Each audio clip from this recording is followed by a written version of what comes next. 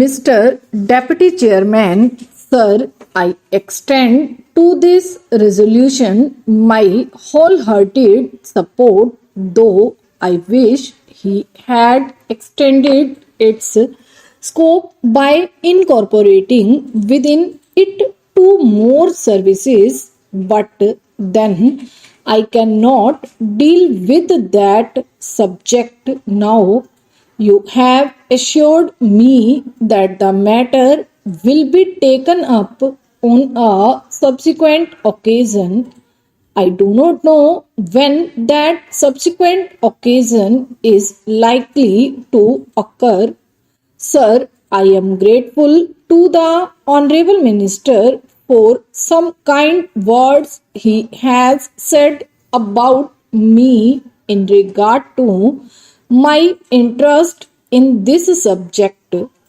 No doubt for long I have been urging the necessity of creating more all India services during the last 5 years or so, ever since that recommendation on this subject was made by the States Reorganization Commission, and during the last 1 year and a half, near about that time, I have been tabling resolutions on the subject twice or thrice, but they could not come up. Of course, as they say, there are higher forces that govern the destiny of things, and so far as Parliament is concerned, it is the government and the undisputed sway of the chair that govern the density of resolutions.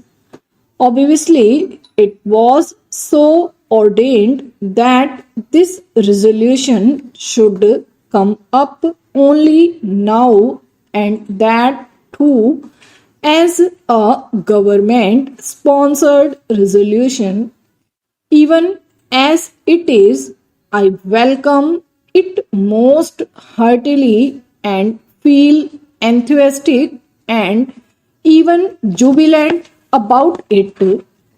Sir, I sincerely congratulate the Honorable the Home Minister for the tact, the firmness, the strength, and the determination which he has shown in overcoming all the delicacies and difficulties which I am sure were there in his way. The opposition and unwillingness of the states were there initially, I know, and I also know, sir, that about a year ago, when I tabled a question on this subject, the then Home Minister told us that the government would be only too glad to have more all India services, but when the handicap in their way was that the states were not agreeable to it. Subsequent to that, sir, about the middle of this year, I wrote to all the chief ministers requesting them to let me know their views on this subject, and I was a little unhappy to find that no chief minister replied to me saying that he was agreeable to it. One or two of them especially said that they were against it. So all these difficulties were there in the way of the home minister, but I find that by his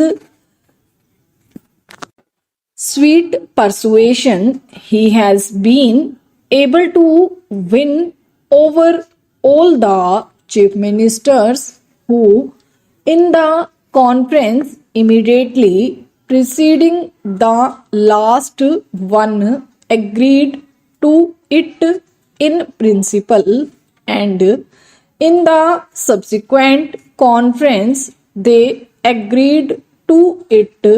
It appears obviously in toto, and hence we have before us his this resolution supported by the chief ministers of all the states. Sir, for that I want to congratulate most sincerely and heartily the Honorable the Home Minister. Now, sir, so far as the merits of this resolution are concerned, I do not think it is necessary for me to elaborate on them because during the last 4 years or so, ever since the publication of the report of the States Reorganization Commission, many eminent men all over the country, eminent administrators and persons who had experience of administration, including the retired comptroller and auditor general, were of the opinion that more all India services should be created. Our Honorable the Prime Minister, as also our Vice President, have on more than one occasion expressed themselves definitely in favor of having more all India services. Last year, sir, about the month of October, when addressing the Indian Police Service officers when they were going out after having had their training for a year, he expressly said that if national integration was to be maintained, it was necessary to have more all India services.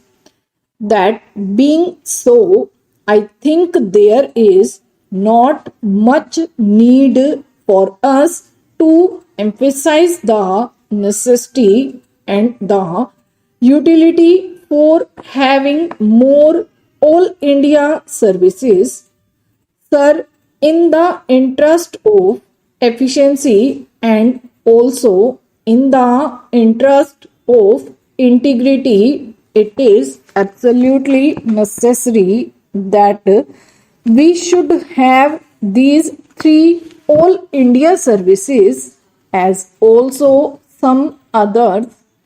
The major problem these days before us is that successful implementation of the development programs has to be carried through.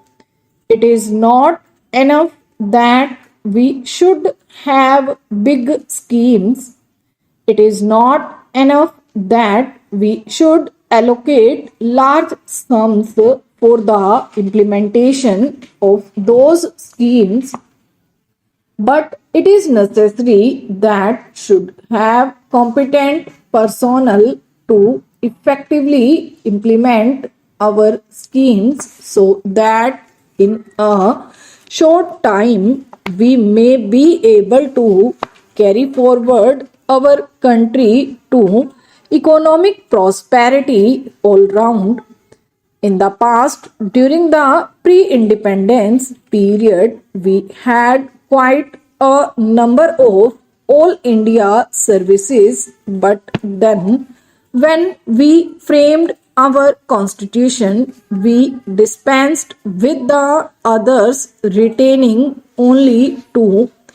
It appears to me that necessity has now arisen for reorganization of the All India services, and to have more All India services.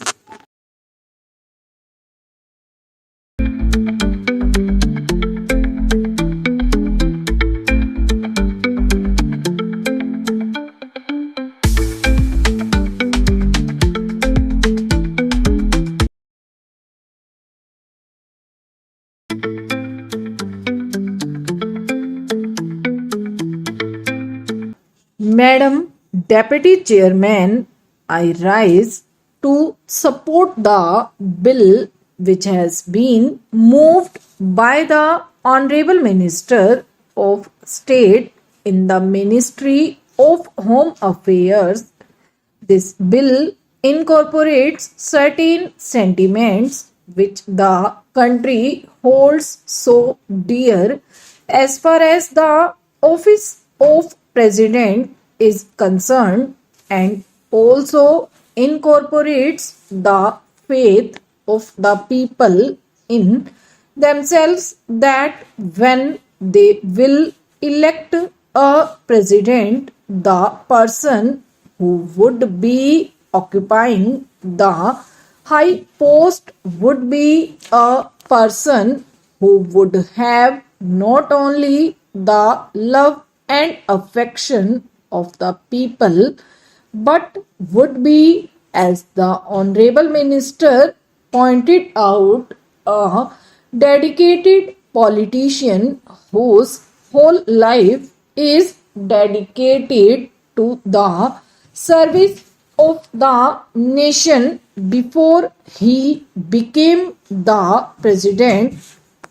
During his occupation of the office of president, and even after he retired from that office, it is this confidence of the people in themselves and the high love and affection which they hold for this office which have resulted in this particular bill being considered by the House at the present moment.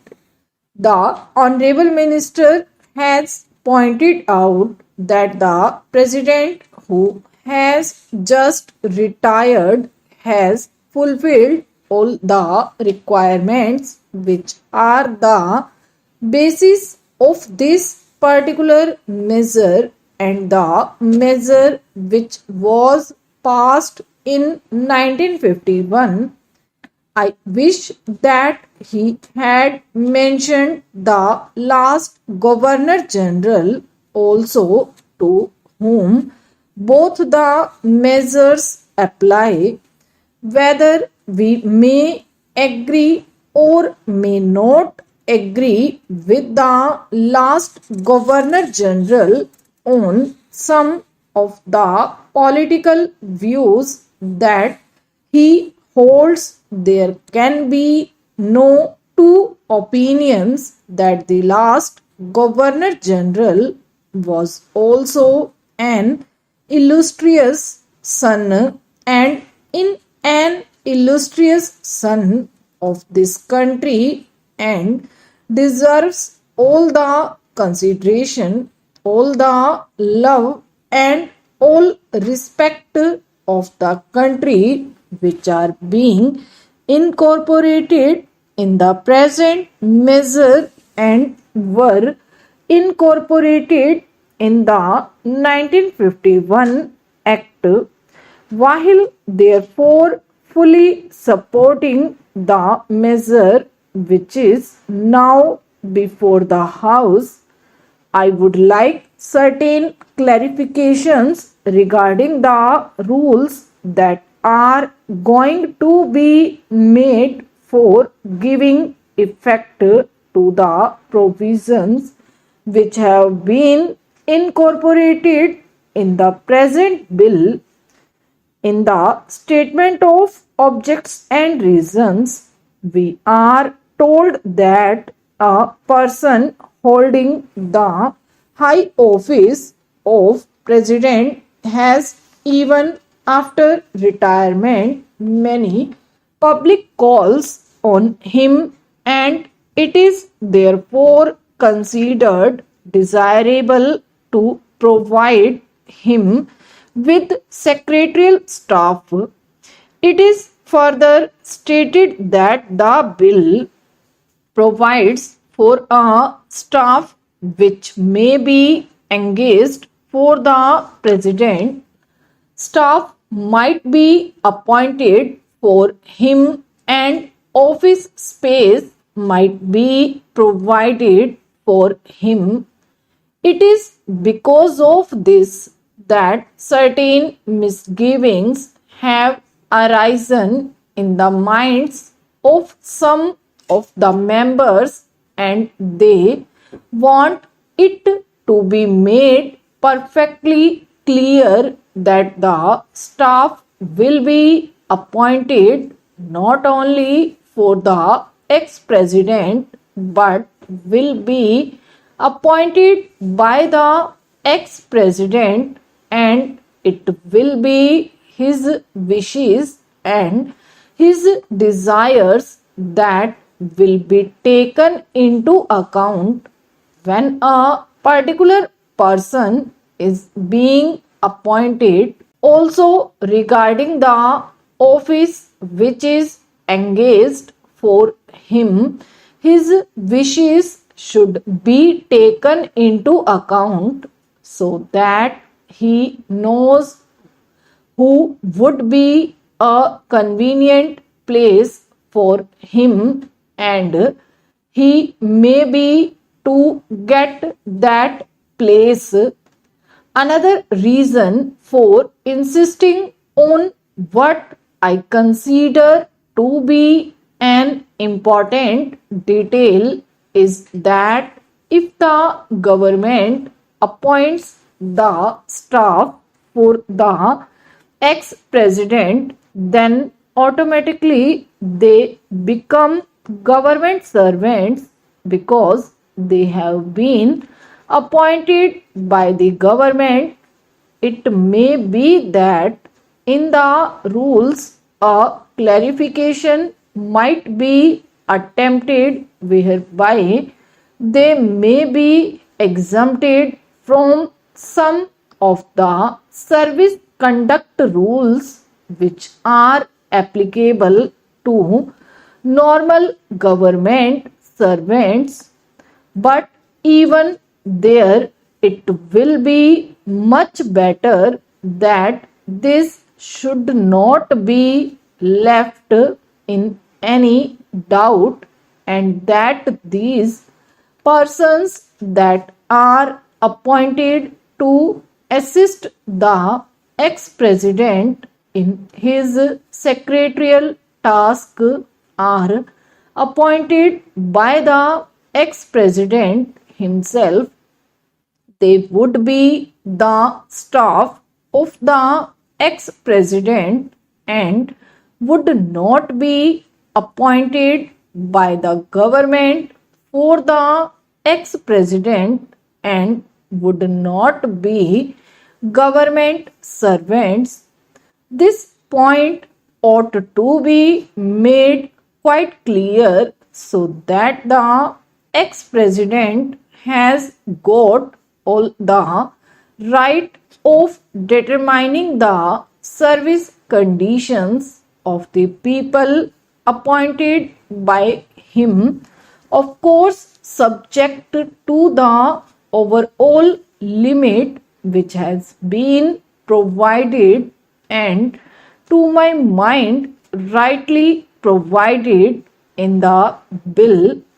Within that overall limit, perhaps it will be much better to leave the rest of the matter to the president himself so that we may also express our further confidence in the President to the effect that he would utilize if with discretion and with all sense of responsibility and fair play and taking into account the interests of the public and of the public exchequer too. Another point which also needs some clarification is regarding the payment to be made for the secretarial assistance and for the secretarial staff. Normally, government rules require that whenever any such demand is made on the public exchequer or on the consolidated fund of India, a certain formality has to be gone through, and that formality of accounting has to be in a prescribed form.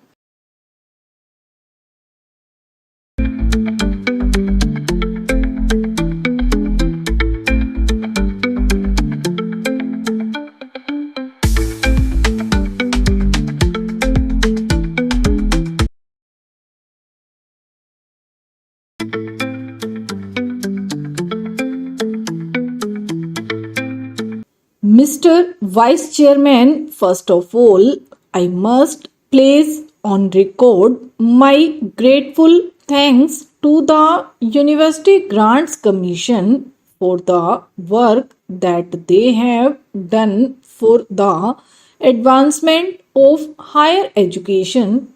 They have done good work and in full cooperation with the Education Ministry.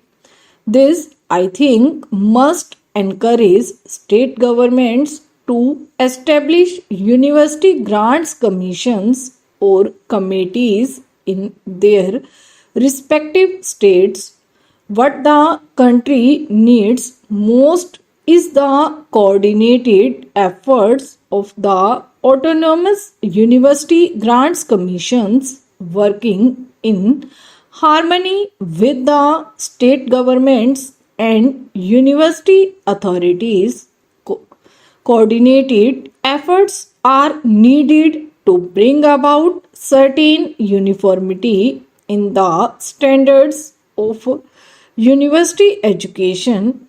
Without that, our educational advancement is bound to suffer from various tensions and difficulties. I do agree with my friend that the annual report under discussion is rather a dull report. At least it is not as bright as the two previous reports were.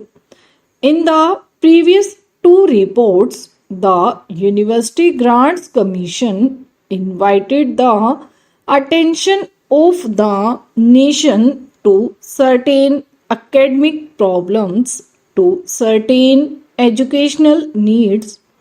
Unfortunately, in this report, the University Grants Commission confines its remarks mostly to what has been achieved in the field of university education under the guidance and with the assistance of the University Grants Commission.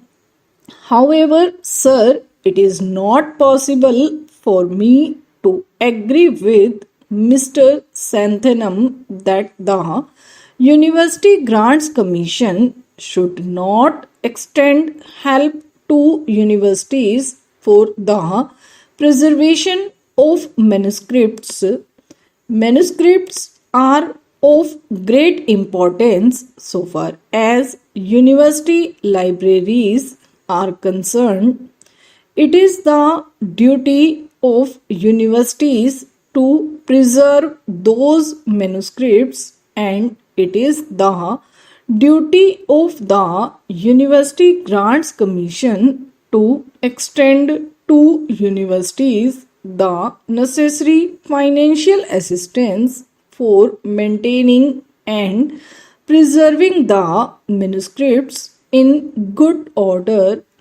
Also, it is not possible for me, sir, to agree with my friend that today universities are enjoying too much of autonomy. I agree with the University Grants Commission, which 2 years ago remarked that freedom is vital for education and democracy, and I personally feel, sir, that on one plea or the other, university autonomy and academic freedom are being restricted rather than being extended as they must be. I do not think, sir, that a social purpose or a social value can be imparted in the teaching by a teacher through the imposition of restrictions on his freedom of thinking, academic freedom for discharging their duties in an efficient way.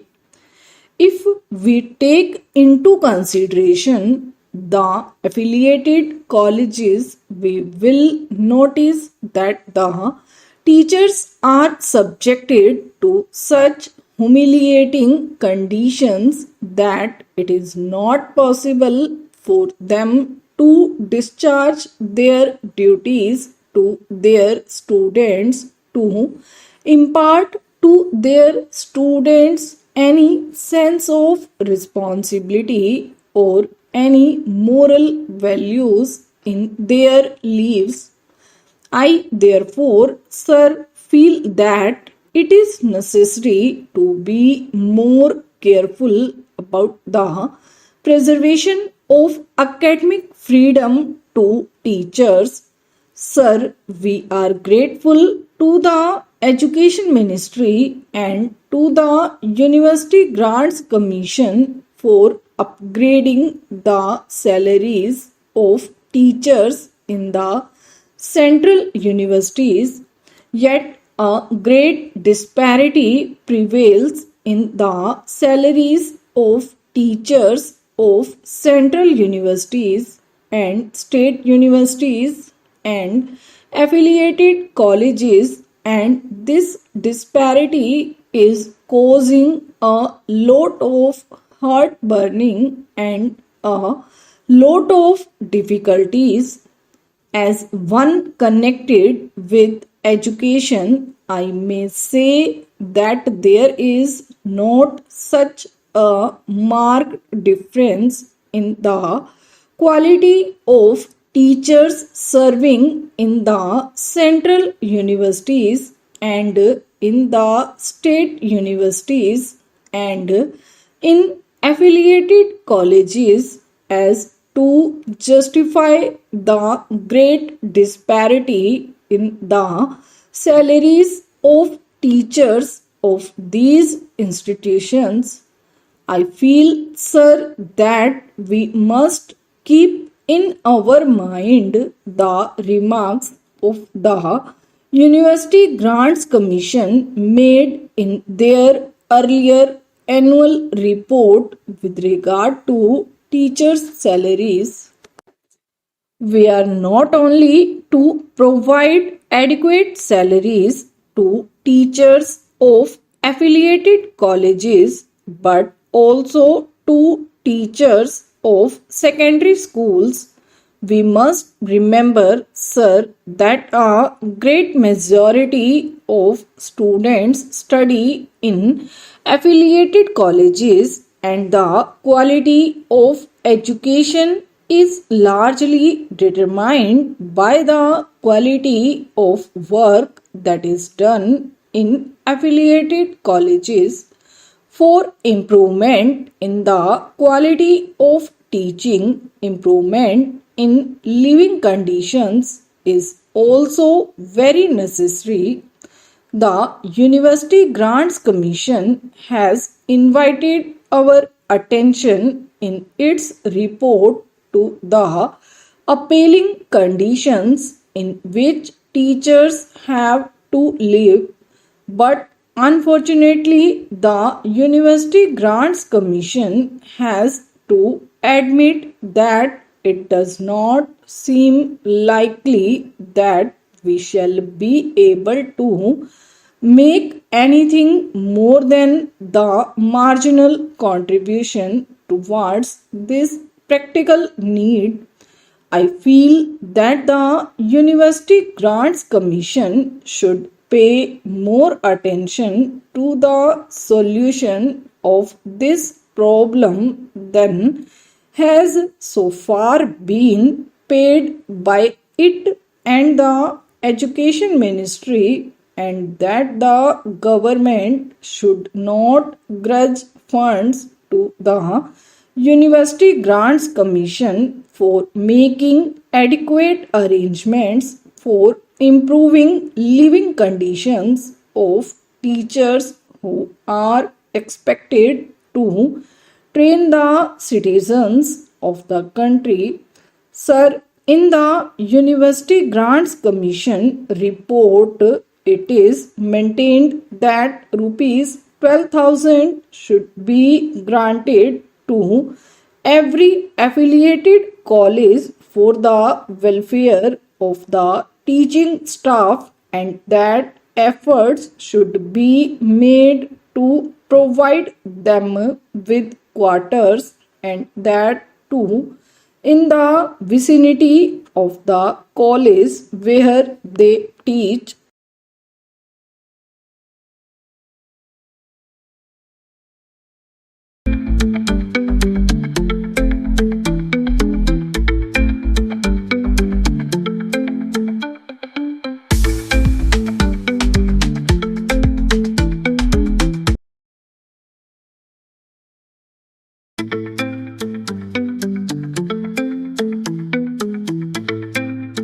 Mr. Vice Chairman, I would now like to make a few observations on the Ministry of Education. Education is basic to any nation regeneration. It is true that it does not bring any return as our other projects do, as for instance the steel projects or the irrigation projects do. But this is the investment that is designed to help building up of the human material. It is agreed that education has expanded after independence and during the plan periods, but it is a matter for concern that the content of education has not been equal to our expectations. Even today, we are engaged in experimenting with all types of education from the basic stage up to the university level. It is not clear, I presume, that the basic pattern of education of which so much was said and written is accepted as a success even today. Where do we stand with regard to the basic pattern? It seems to be the position that all arguments are in favor of that type of education, but all proof is against the success of such a type of education?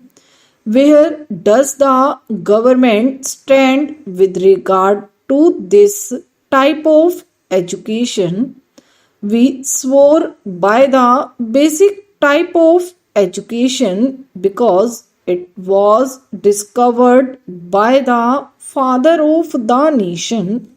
But if it has been a failure, why should not the government say that that is the position? Then again, take secondary education and also collegiate education. 3 years ago, it was said that all universities should have 3-year degree courses, and some universities which were reluctant to accept this reform were more or less compelled to do so, and they accepted it. Now, certain universities find that this scheme is not working satisfactorily, and they feel that they should have a 2-year course in the college before students could enter the degree course. I mention this to show that this eternal tinkering with education should stop, and it should not go on like this.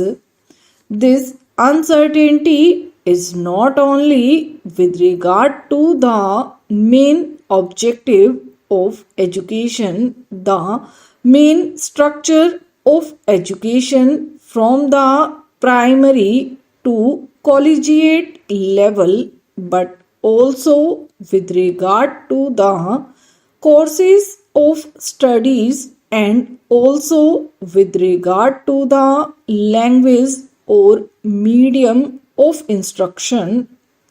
Mr. Chairman, up to the secondary stage, it has been accepted that the medium of instruction should be the regional language.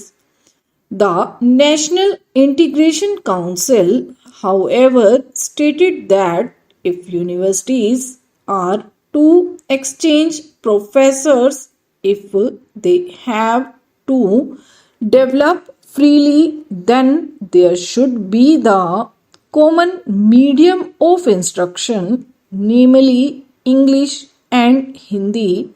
Now, at the latest National Integration Council meeting, we are told that the medium of instruction in the colleges should also be the regional language ultimately, and if that comes to pass, I ask permissible to envisage a stage if the scheme of the National Integration Council is implemented where different universities will have different media of instruction, and the men that will be drawn from these universities will have to man the judiciary of the land and the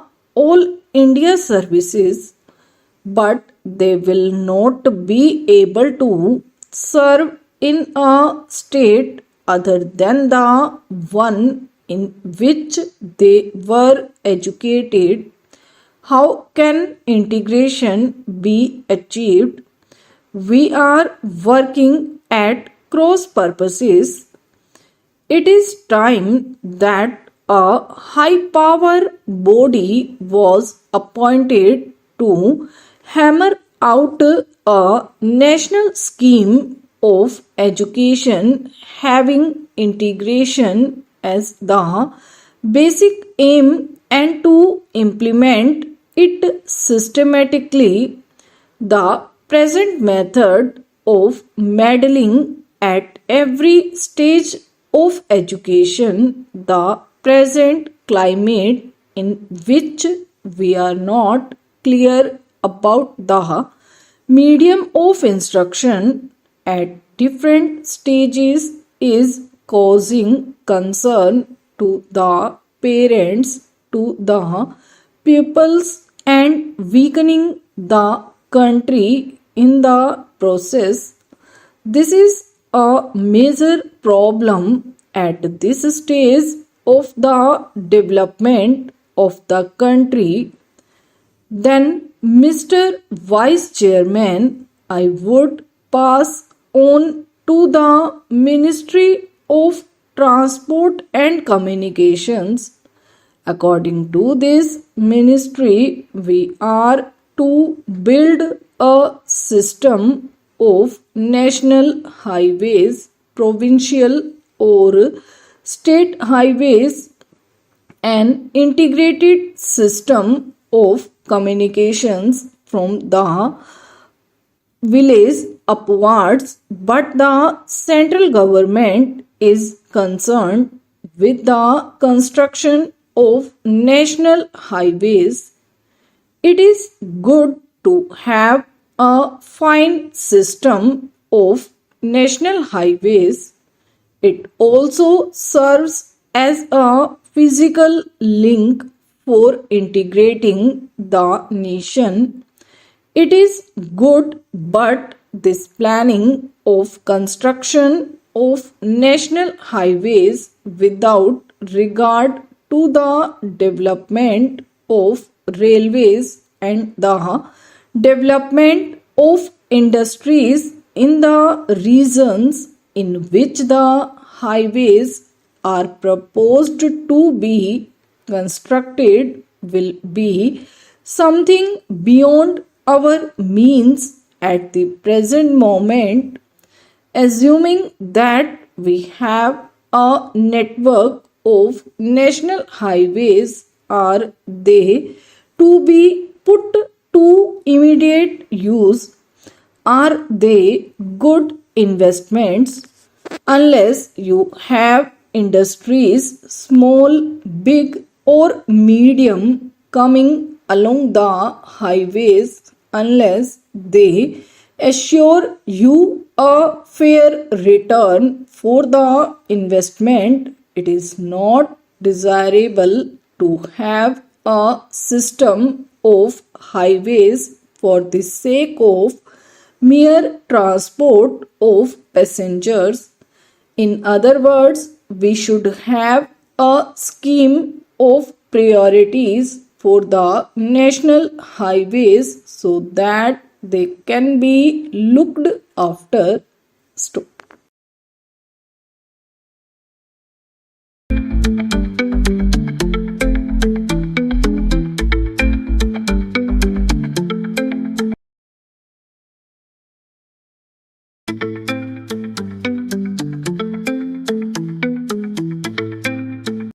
Mr. Vice Chairman, Sir, I rise to support the Plantations Labour Amendment Bill brought up by the government for our consideration.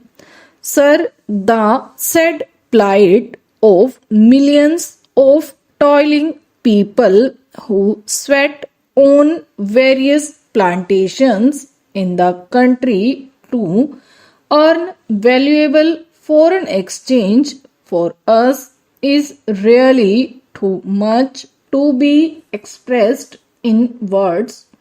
These workers live and work in most inhuman and pitiable conditions.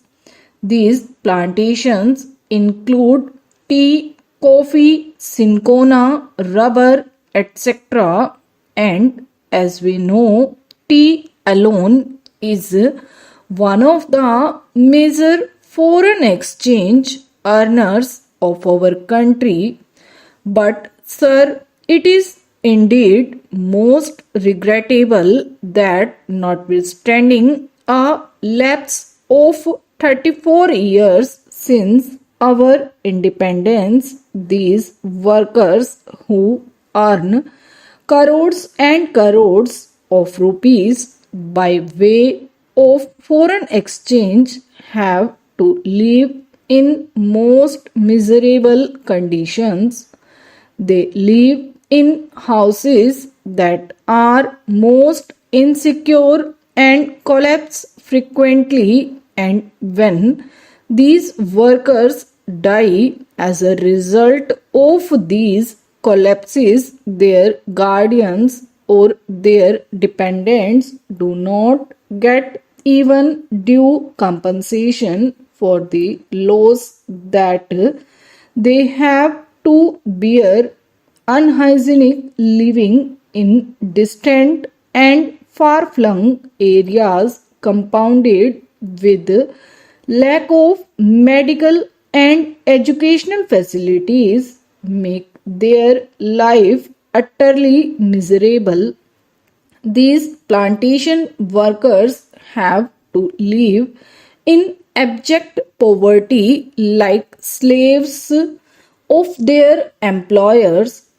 And as we know, most of these plantations are still foreign owned establishments, last vestiges of the colonial rule, the British rule, and as I said, it is a matter of deep regret for all of us that despite enacting an act, the Plantations Labor Act 1951, we have not yet been able to effect any improvement in their conditions.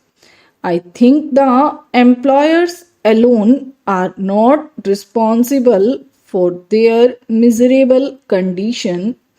We are also as much responsible as they are, because although we could enforce the enactment and we could improve their conditions much earlier, we have failed in doing so.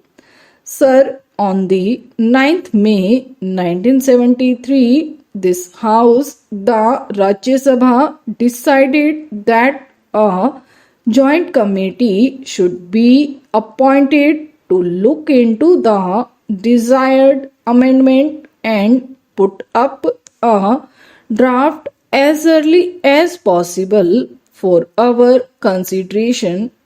On the 26th May 1973, the Lok Sabha also adopted our resolution, our motion, with the result that a 45-member committee, in which 15 representatives were from the Rajya Sabha and 30 from the Lok Sabha, was appointed to look into the matter. This committee was to submit its report on the first day of the 85th session of the Rajya Sabha, that was in 1973. But this committee had to be granted 3 extensions, and the report was ultimately available on the 3rd March 1975. At that time, as we all know, the so-called JP's movement of total revolution was at its peak. Within 2 or 3 months, the national emergency had to be declared, and during the emergency, priorities had changed, and we could not just effect this desired improvement at that time, and we could not bring about this legislation. And then the Janta rule and the Lokdal rule.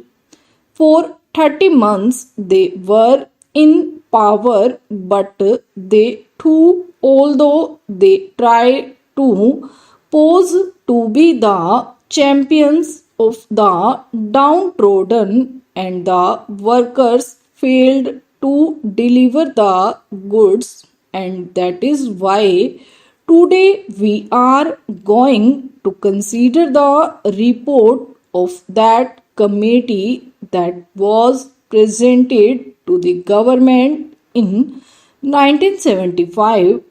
Therefore, we are also equally responsible for not ameliorating their conditions and their plight.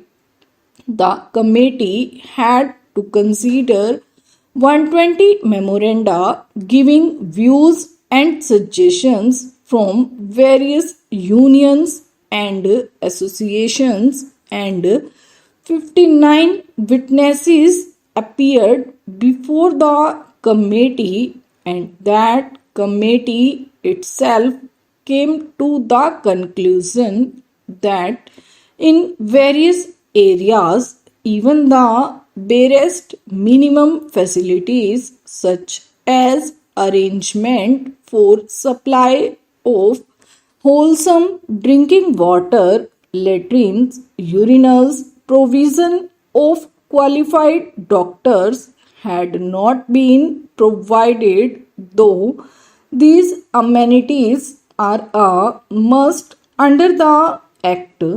The Act has been there, but we could not enforce it, we could not implement it, only because the employers did not want it. They did not want to give to the workers due justice.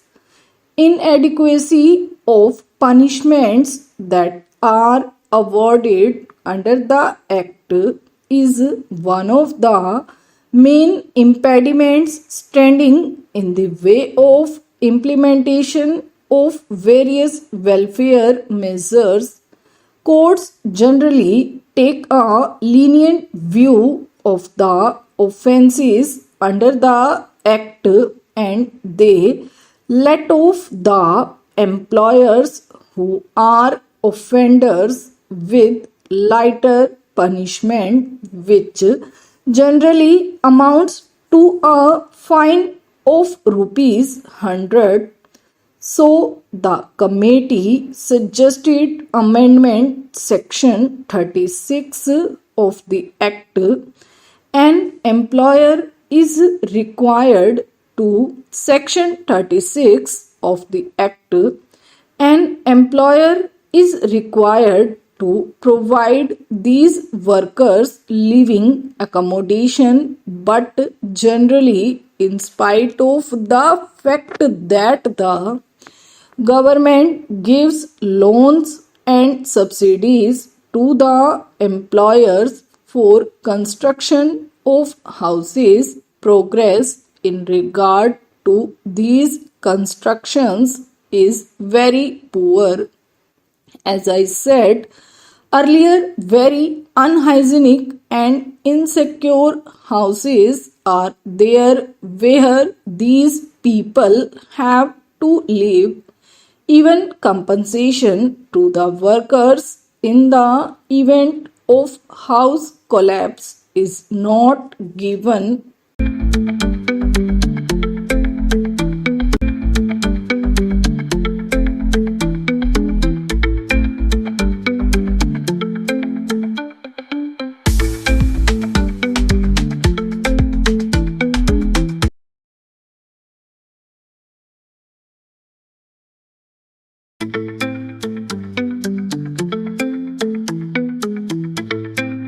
Mr. Vice Chairman, I was speaking about the need for developing a strong UN delegation. I wish that the Honorable Prime Minister would give his attention to this aspect of the matter, particularly in view of the fact that in the next decade or to politics all over the world would take on a complex character, and it is necessary that men are trained from now on for taking part in international affairs. In the UK and the United States, such delegations are built with men who have wide knowledge of international affairs, and there should be other qualification for a man to be included in such a delegation.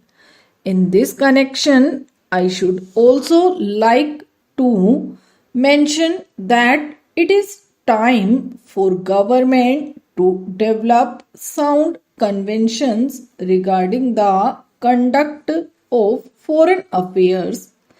In the United States, they have accepted the principle of bipartisan consultation on important affairs of policy.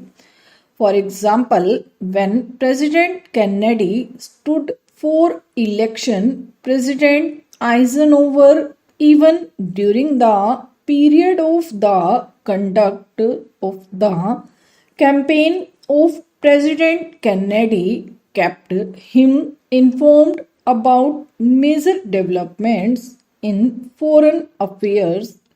We have seen our government sending troops out of this country to the Congo, and at that time I had raised the point that before troops left our country for any assignments of an unusual character like the Congo assignment, members of the opposition should be informally consulted.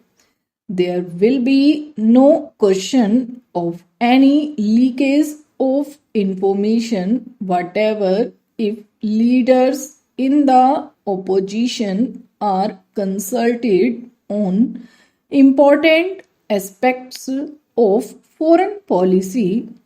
The consultative committee of the External Affairs Ministry does go some way to meet the needs of exchanging information about foreign affairs, but the informal consultation of the kind that I mentioned, where the leader of the opposition and leaders of other parties are called and told by the Prime Minister about unusual developments, would strengthen the convention that the foreign policy of the country has the support not only of the Congress party but also of the entire country.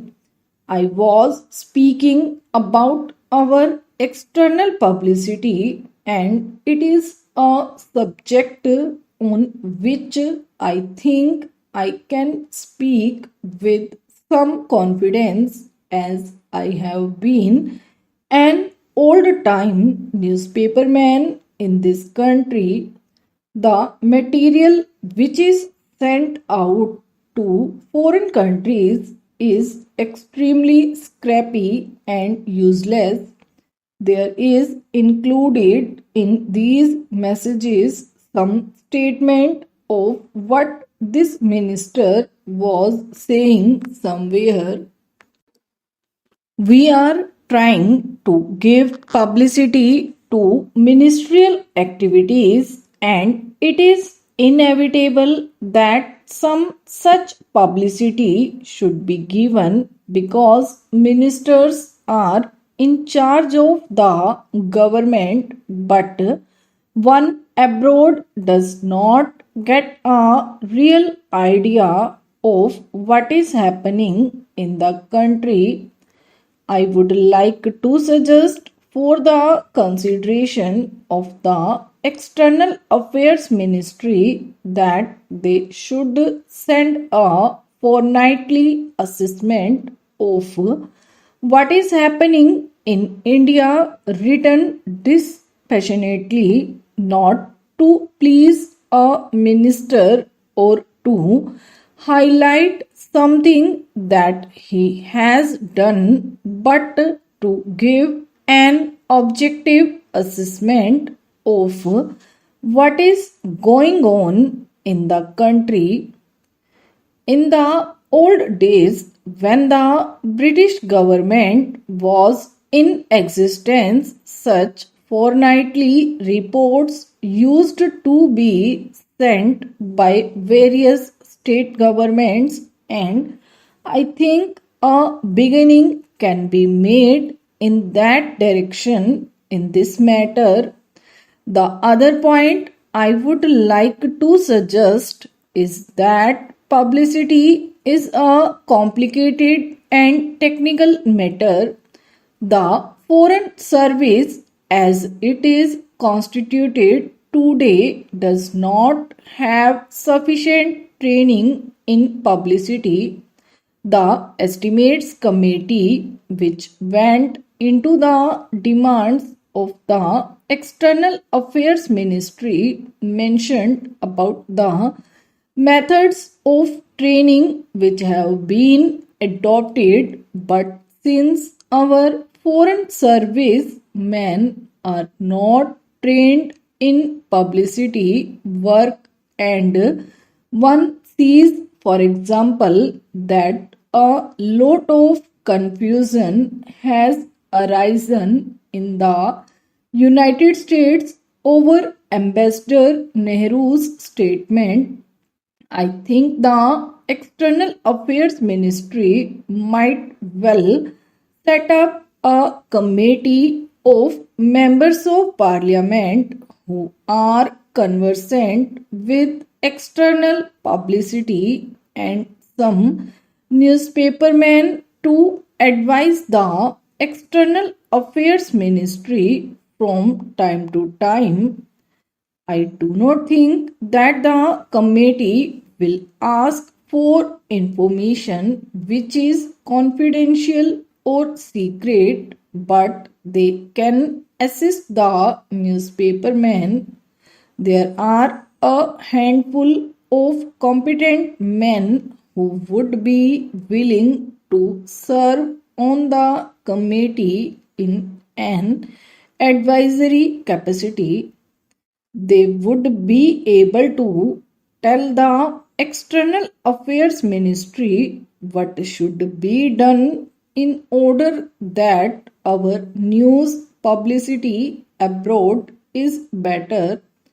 I might mention also that the Estimates Committee had recommended the creation of a cultural cell. Sir, to my mind, we have also to be clear in our mind regarding the objective of rural industrialization. Do we mean to have only diversification of rural economy, and are we going to have rural industrialization only in order to give some help to those who find themselves unemployed during a certain period of the year?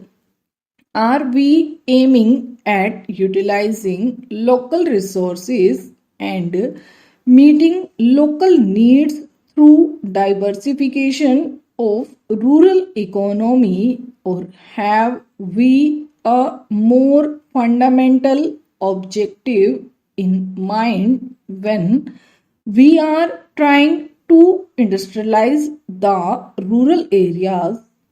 Without this, I am afraid rural industrialization will not be possible. Stop.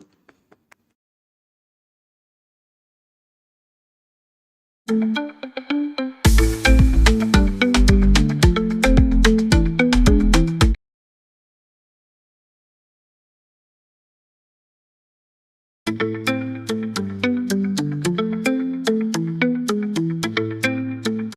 you scan the history of the railways in this country, you will see that it was the presidency towns Bombay, Madras, and Calcutta that determined the pattern of our railways as well as of our industrial and economic growth.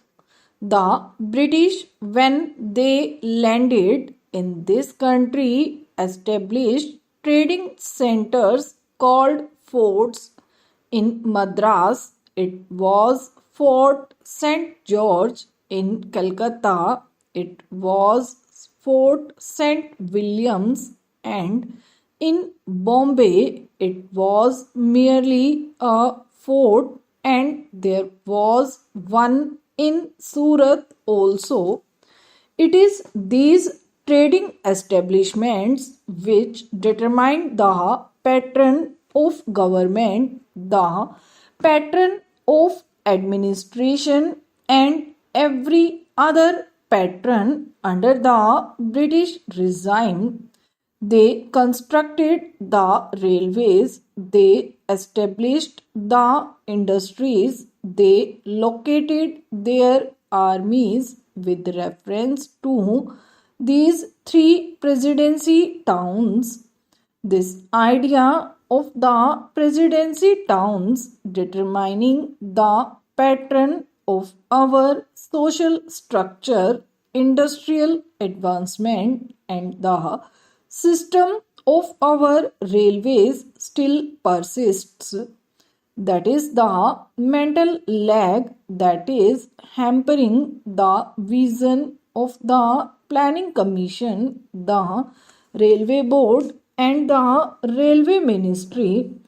Sir, once I happened to travel from London to Rome by train.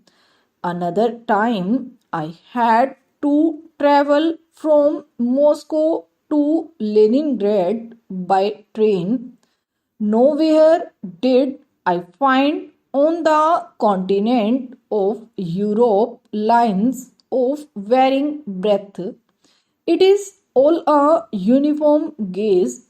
So is it in Russia? It may be 6 feet there. In America, in every industrially advanced country, you find that the gaze is uniform. This very country which ruled us, namely the United Kingdom, had inside its border a uniform gaze, but they inflicted three systems of gaze on India. They thought that that would perpetuate what is called their domination, or in the negative sense that it would impede the industrial and economic growth of India. Secondly, it would make India always the customer and purchaser of lines and locomotives and rolling stock from the United Kingdom. In the old days, I am told it is the government which built the broad gauge line, and it is the private companies that took to this meter gauge and the narrow gauge, though they may not have had the distinction of private and public sector in view then. It now appears that what the so called public sector then did has been good, and what the private sector then did has been to our disadvantage. I would appeal to these agencies to introduce a uniform gaze throughout India. In this connection, it will be interesting to note the talk of the Honorable Railway Minister about the schools, primary schools, higher secondary schools, and high schools for the Indian Railways. If you examine the previous speech of the railway minister and also the working report of the railway board, you will find that the same figure is repeated every year. I have examined the figures and I find that this year only 16 schools have been added, out of which 13 are primary schools, one is a higher secondary school, and two are middle or high schools. Instead of saying that they have been able only to provide 13 primary schools or one or two more high schools or higher secondary schools, the same figure are repeated in the speech. Although the railway board has all along been saying that education is the responsibility of the state and therefore the railway board does not own this responsibility, I would like to remind the railway minister about the agreement reached between the National Federation of Railwaymen and the Railway Board in the year 1955, according to which the Railway Board undertook to provide primary schools for the education of the children of railway employees. Sir, as I told you earlier, I had to say many things on the floor of this house, but I will conclude with only one or two more observations. I will first deal with the labor relations on the Indian Railways. I slightly differ from my honorable friend when he quoted me as saying that the permanent negotiating machinery has completely failed. It is a fact that this machinery is not functioning satisfactorily. At certain places, it has failed. There is no doubt about it.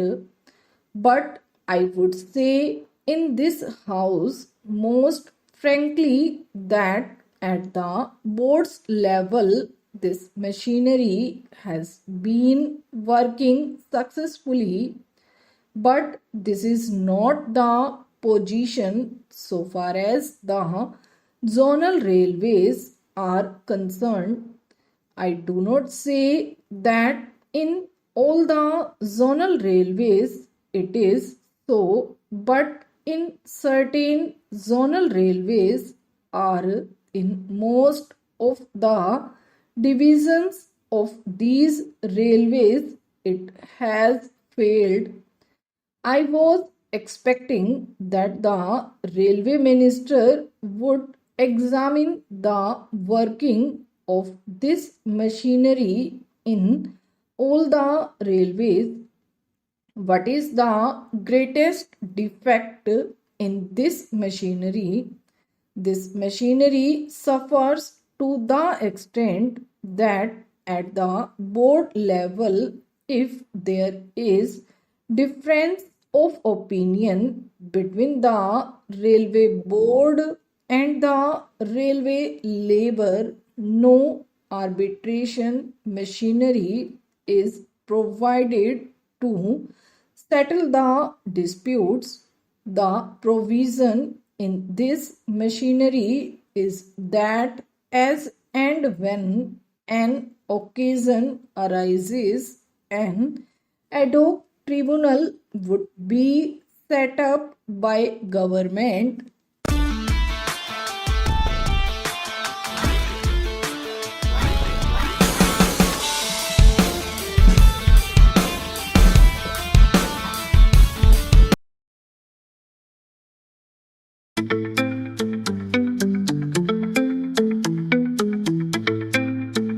May I, Madam, draw the attention of the Honorable Minister to an important committee set up by the Government of India in 1958 under the chairmanship of Mr. Niyogi, who was asked to inquire into the various problems of railway road coordination. Their preliminary report appeared some time ago and it was even circulated to all the state governments for their opinion.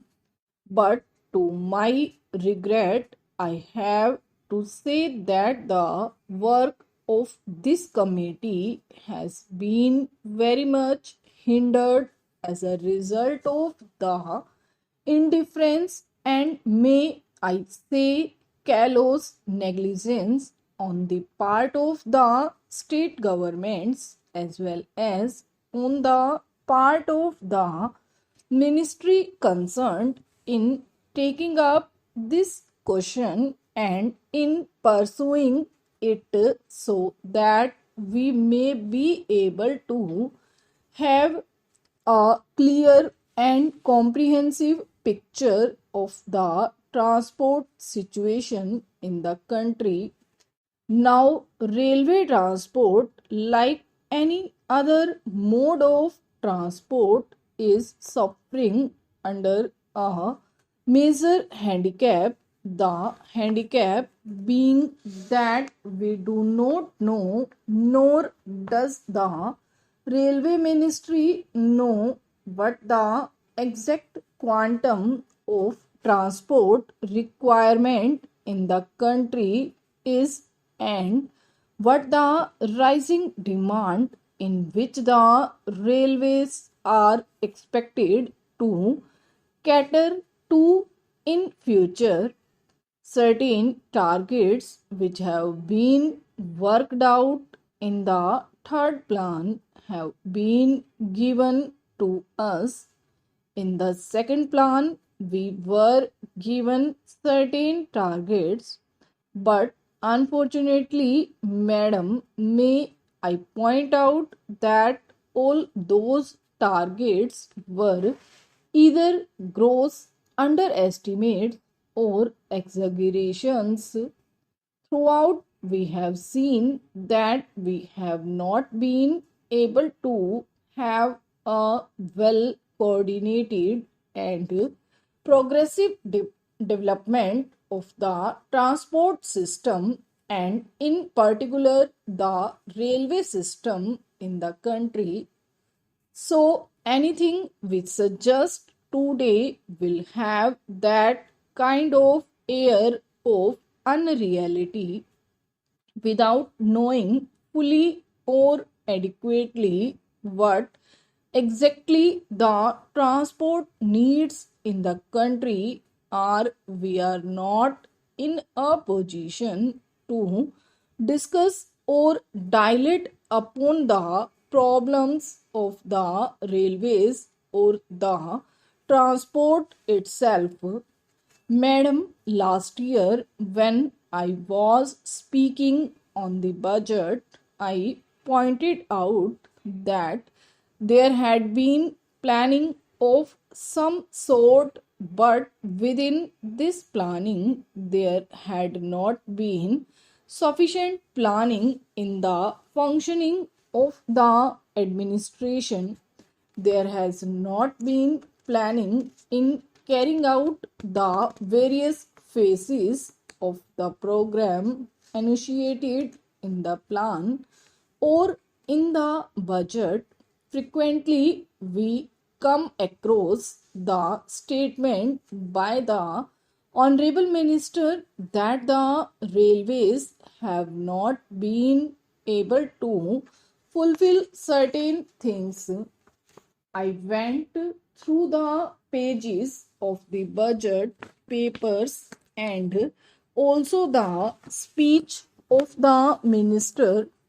I came across this significant expression: wherever there are failures or shortfalls in performance, we are told that these are mainly due to unpredictable factors or factors beyond control. I do not think that some of the factors which my honorable friend would like us to believe that they are unpredictable or uncontrollable cannot be anticipated. For instance, I may draw the attention of the Honorable Minister to one important factor, that is, we have been supplying since some time past empty hollies for a long distance to collieries, to steel factories, and so on. We are told that this empty hollies is unavoidable, that we have to find empty wagons to steel factories and collieries to carry raw material or perhaps coal and the like. So, for a long distance, we find wagons going empty, but if there had been a research cell, an organization in the ministry to find out ways and means of utilizing these wagons fruitfully by avoiding bottlenecks in between, we could have solved the transport difficulty to a certain extent. I do not want to be told by the minister that this is a physical impossibility. Even in the advanced countries of the world, every movement of wagon, coach, and engine is planned before it is put into operation. It is unfortunate and tragic that in this country, after a decade of planning, we have not been able to think in terms of planning while executing the works. Now, in regard to some of the general problems of the railways, I would say first of all that the rise in demand is so great that we have to be prepared to provide not only adequate but also effective transport facilities to our people. I need not tell the House that the railway transport system in general is greatly dependent or interdependent on the general economy of the country. But during the last one decade, there has been one significant factor that has to be appreciated, that is, the demand for transport is increasing at a faster rate than the rise in the national income or the rise in production in any sector or in any industry. This is a factor that has not been adequately appreciated, even if it has been adequately appreciated. No attempt or sincere effort has yet been made to carry out the fulfillment of the needs of all the sectors of our economy.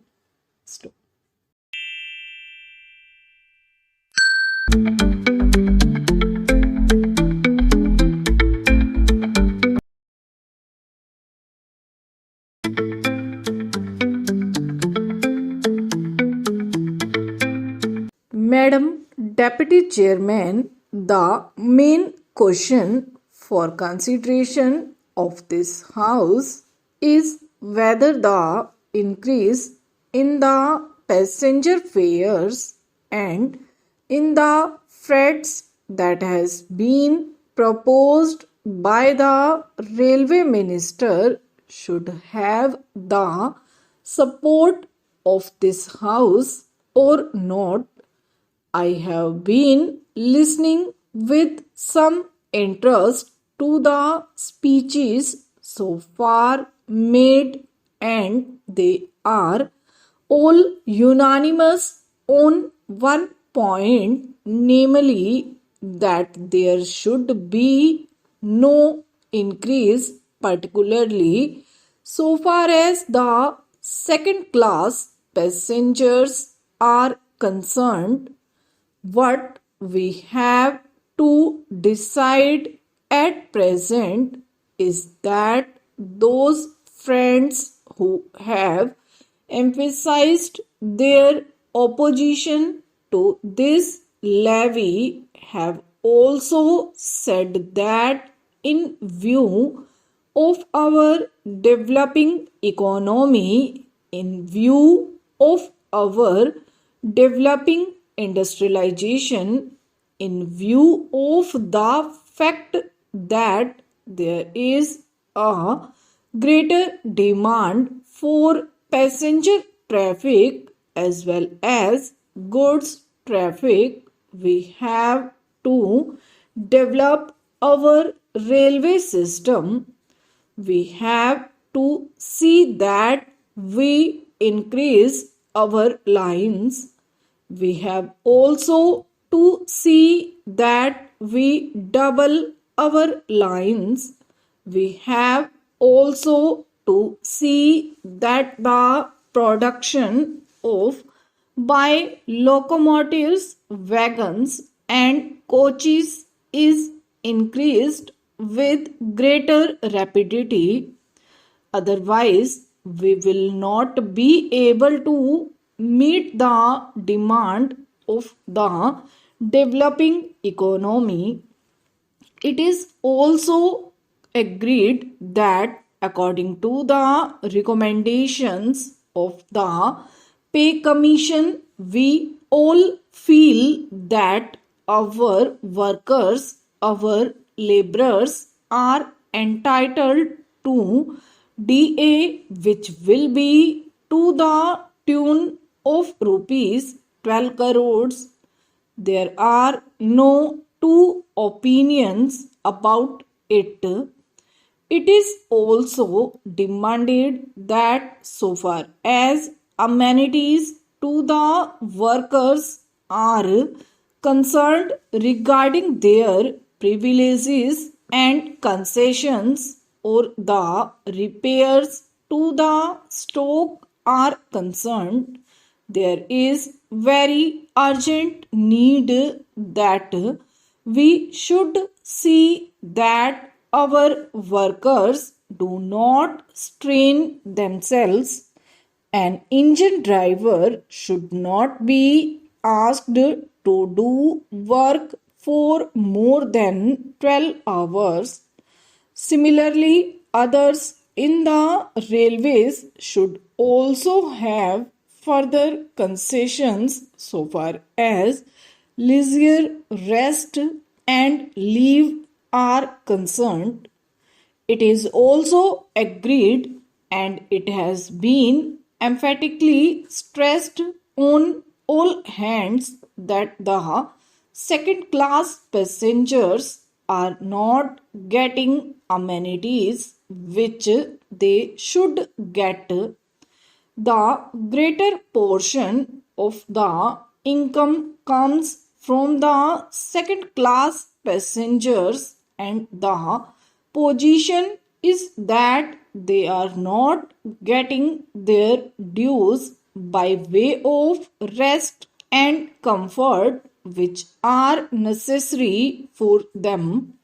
I appreciate that effort is being made that so far as sleeping accommodation and provision of fans to the second class passengers are concerned, something is being done, but this does not touch even the prince of the problem. And when we see the second class passengers huddled together like cattle, not even having sufficient air to breathe in, we feel that there is something seriously wrong with our railway administration. We have also to see that the shortage that we had about the supply of wagons to the coal mines and to our steel industry is not there. Madam, it is a strange chain of events that the minister who was in charge of steel and who gave statements in a way implying that the railways are not doing their part well is now saddled with that responsibility, and I am sure he must feel double responsibility because he knows how the industry has suffered or was likely to suffer. As the Minister of Steel, he charged the Railway Ministry of not doing things which should have been done. So now these are the problems that we have to meet, and the question arises how to meet them. I quite understand that there could be some economy affected in administration. I could also understand that by tightening the administration and seeing that there is not much of ticketless travel, we could improve the position. I could also understand that by taking effective measures regarding the new responsibility which Parliament has placed on the shoulders of the Railway Department, namely the liability of a common carrier for goods for which they have provided rupees 2 crores, and by having all these things in mind, there could be some reduction in expenditure, but I do not think that reduction would be of a value sufficient to meet the increasing demands of the railways. That is the problem. It is true that it will be hard to increase any fare. It would be hard to increase any freight. We do realize and we do appreciate it, and as representatives of the people, we do feel every day that our people are being taxed more and more.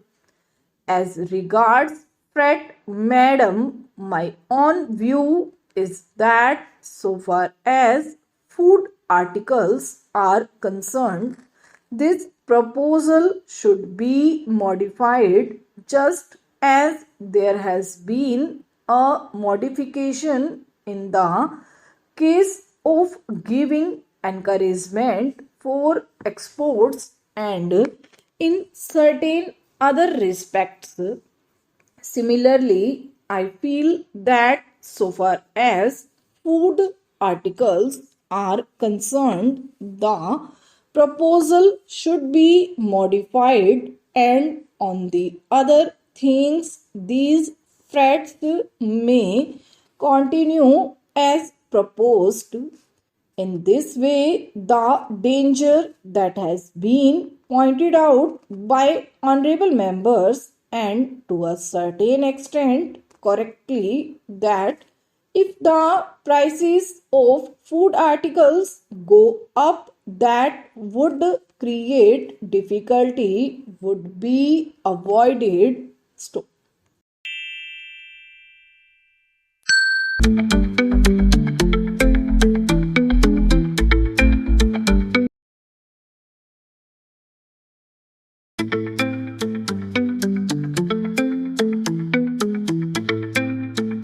Mr. Vice Chairman, knowing the honorable mover of this resolution to be a good parliamentarian, I had expected that he would place before the House all sides of this problem. I had expected that he would be no less interested in the efficiency and discipline of the administration, no less interested in the public welfare than in the interest of the civil services, but I am sorry to observe that he has taken only one view of the matter, namely the interests of the civil services alone. He has not at all dwelt upon the dreadful consequences which a strike of the sort we had the misfortune to have would have had on the country and the people in general. He has spoken, no doubt, in measured tones, unlike the honorable member who sat to his right in the morning and who raised a shout wanting to make up by sound what his arguments lacked in force. I wish to submit to this House that it would be incorrect and it would be imprudent for this House to accept this resolution. It would be incorrect because by accepting this resolution, we would be laying down something bad in principle, and we would also be accepting a policy which would be suicidal and which would cut at the roots of discipline in the services to the merits of reinstatement or otherwise of these persons. I will come later on. I doubt the very propriety of Parliament going into this matter. Now let us see what has happened. Whether right or wrong, departments have taken up the question of these strikers, those who took part in this strike, those who indulged in disobeying the ordinance, several cases of sabotage and intimidation, including criminal ones, have been gone into, and the authorities have taken some decision. In some cases, the government have taken the decision, and in some cases, the departments have taken the decision. Now, would it be right for Parliament to intervene, to interfere with these decisions? Suppose we do that. Suppose Parliament interfered with the decisions taken by the government or by the heads of departments. Tomorrow, with what face and with what authority can the head of a department extract service from his subordinates? This is the question which the Honorable the Mover must see, and also the other honorable members who have spoken in support of the resolution. Unemployment is mounting up, and we have not been able to generate enough employment opportunities to provide even for those people who are entering the labor market today, perhaps to the extent envisaged during the third plan. The point that I want to make is that it is not quite justifiable to take only one aspect of the third plan period, namely the exigencies of capital mobilization, out of the context of the general economic situation in the country. When we are therefore making this huge tax effort, we will have to apply our mind with equal seriousness, if not more, to see that the income generation in the community is as great as is envisaged, so that the community is as great as is envisaged, so that the savings and investments could be effected without disturbing unnecessarily the consumption pattern in the community. Whenever there is any tax on corporations, this cry is raised, and this cry is always belied by what the industrialists themselves have claimed to be the sensitive barometer to find out the climate for capital formation. I mean the stock exchanges. This time, the stock exchanges have reacted quite favorably to the budget proposals as a whole, which clearly shows that whatever else may be the merit of the present budget proposals, it is certainly not anti capital. Last year also the stock markets boomed up after the taxation proposals were announced. This time, though, they were a little hesitant at First, ultimately, I think they have realized that there is nothing wrong with the taxation proposals and they are now merrily mounting up. This is quite natural because there are so many benefits and advantages in our economy today that it is not difficult for the corporate sector to absorb a small rise of 5% in the corporation tax which has been proposed by the Honorable Finance Minister. The economy of the nation today is more or less a closed economy because due to the lack of external finances, imports have been virtually prohibited.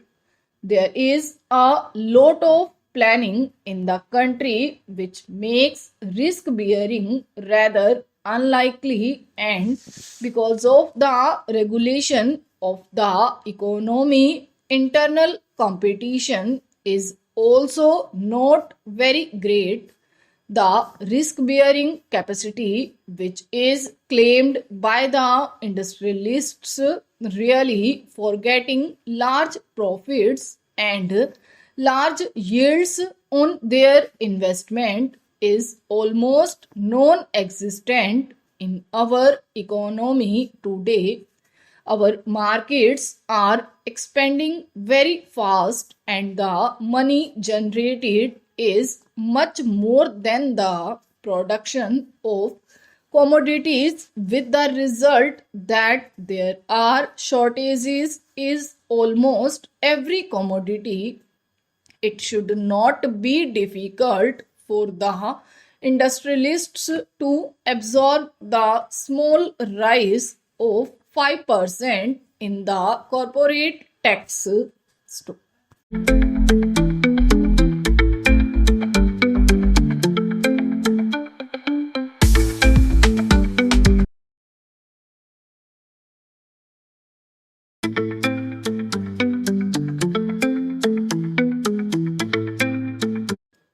Start.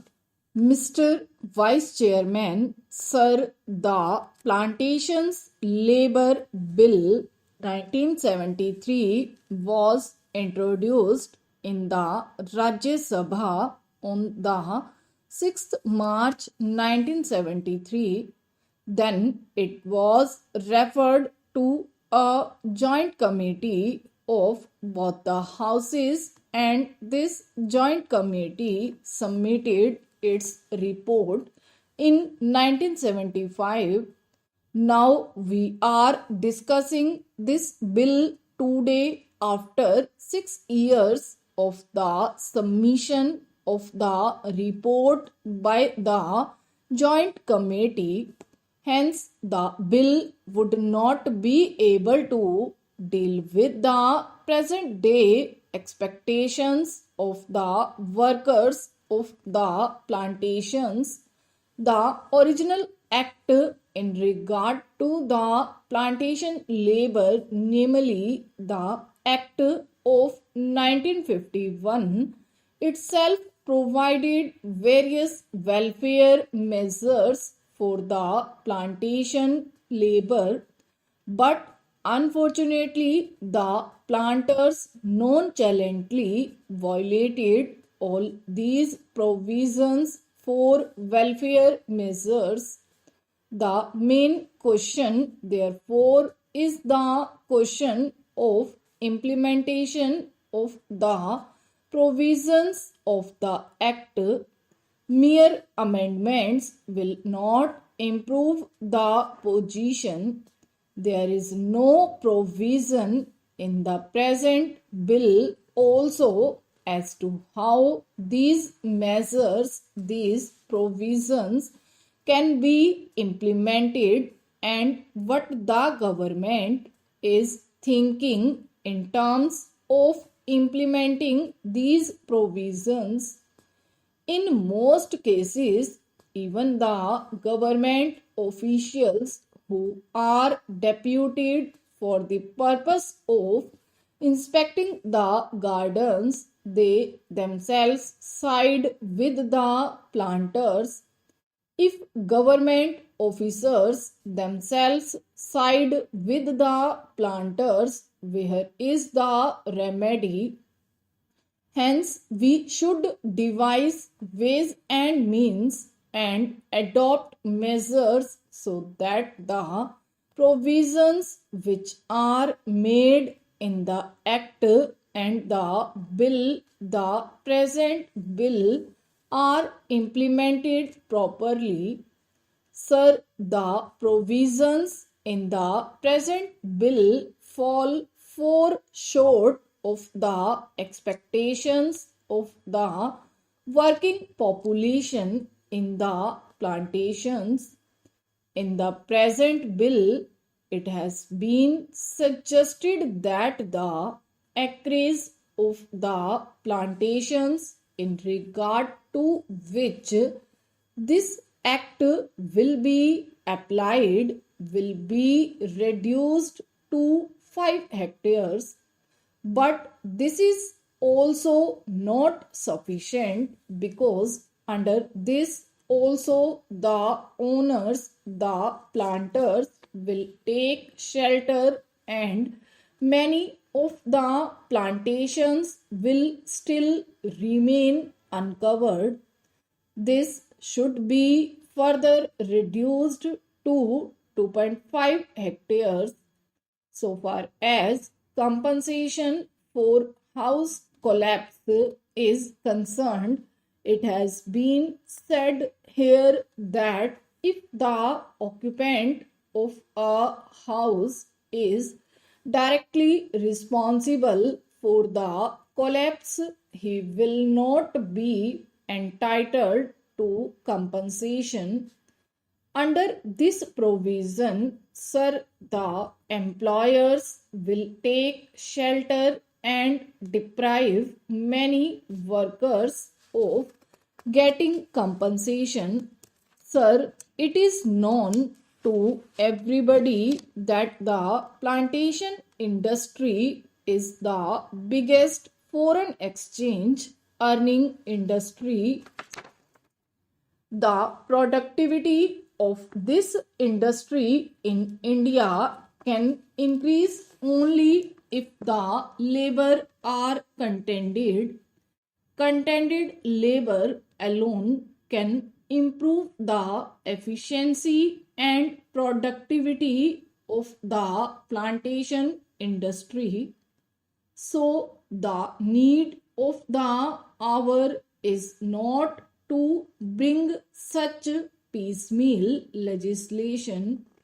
What is needed today is a comprehensive bill which should deal with all aspects of the working conditions of the plantation labor.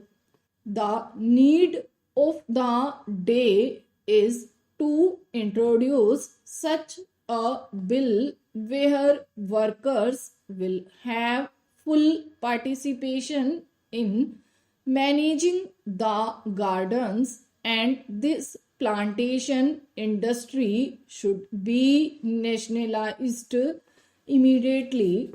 Sir, Assam is one of the most important tea producing states in the country.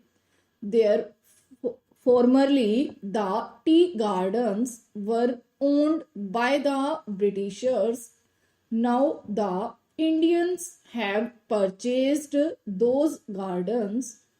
After these gardens have gone to the hands of the Indian planters, the situation has not improved, rather, it has deteriorated. The efficiency of the gardens has deteriorated. Even the local people and educated tea labor youths are being deprived of getting employment in the gardens.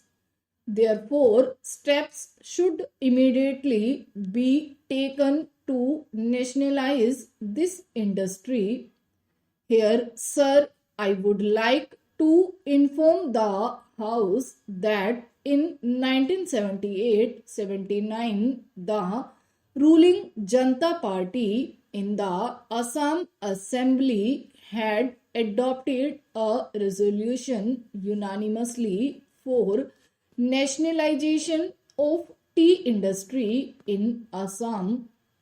If the government is not willing to nationalize the entire plantation industry, I would request that the government should take early steps at least to nationalize the tea industry in Assam.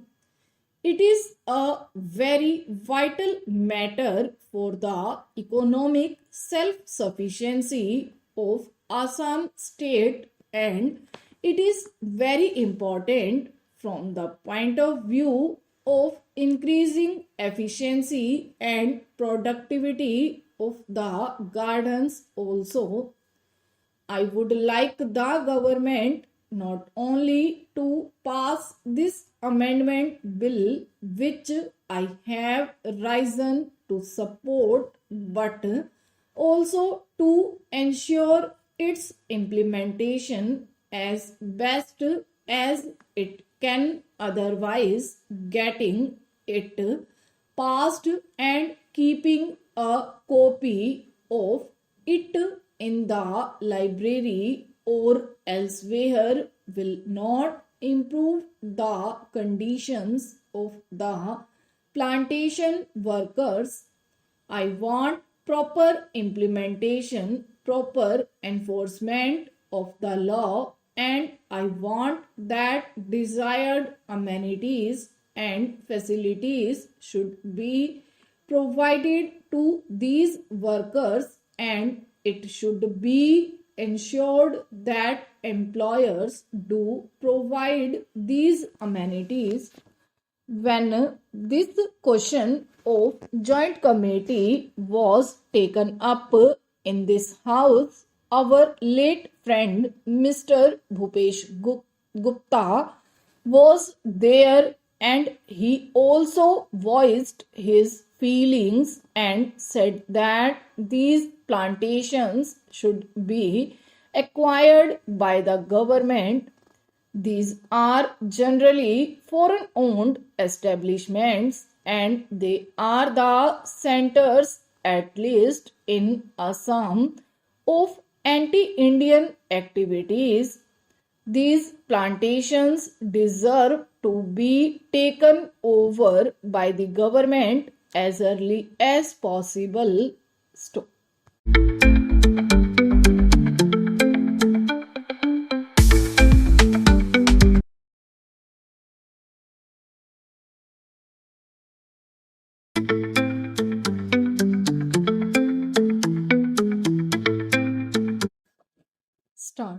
Mr. Vice Chairman, sir, I would like to speak on this bill in the interest of the rapid economic growth in the country. If the nation grows from strength to strength economically, leading to eradication of the degrading and disheartening poverty of the people of India, the workers of this nation would also benefit, and they would also go above the poverty line. Sir, I would like to mention here that the plantation crops, as understood by the term so far, namely coffee, rubber, tea, and cardamom, have been giving this nation substantial amount of the much coveted foreign exchange annually.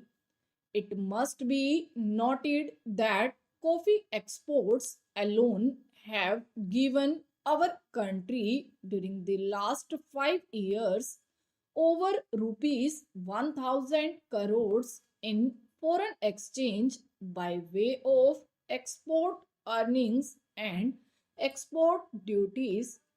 I must also bring to the attention of this house that the famed tea industry in India today has become a sick industry affecting lakhs of workers and the tea planters.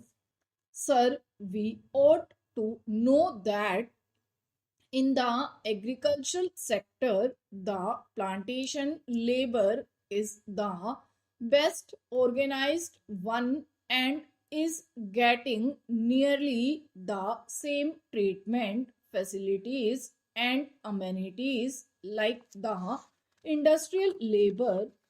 Sir, coming from a plantation district of Karnataka, I sincerely agree that the welfare measures provided in the Act must be faithfully implemented and strictly enforced, but I cannot subscribe to the view taken by some that the planters generally are exploiters and are inimical to the interests of their own workers and that they must be dealt with severally.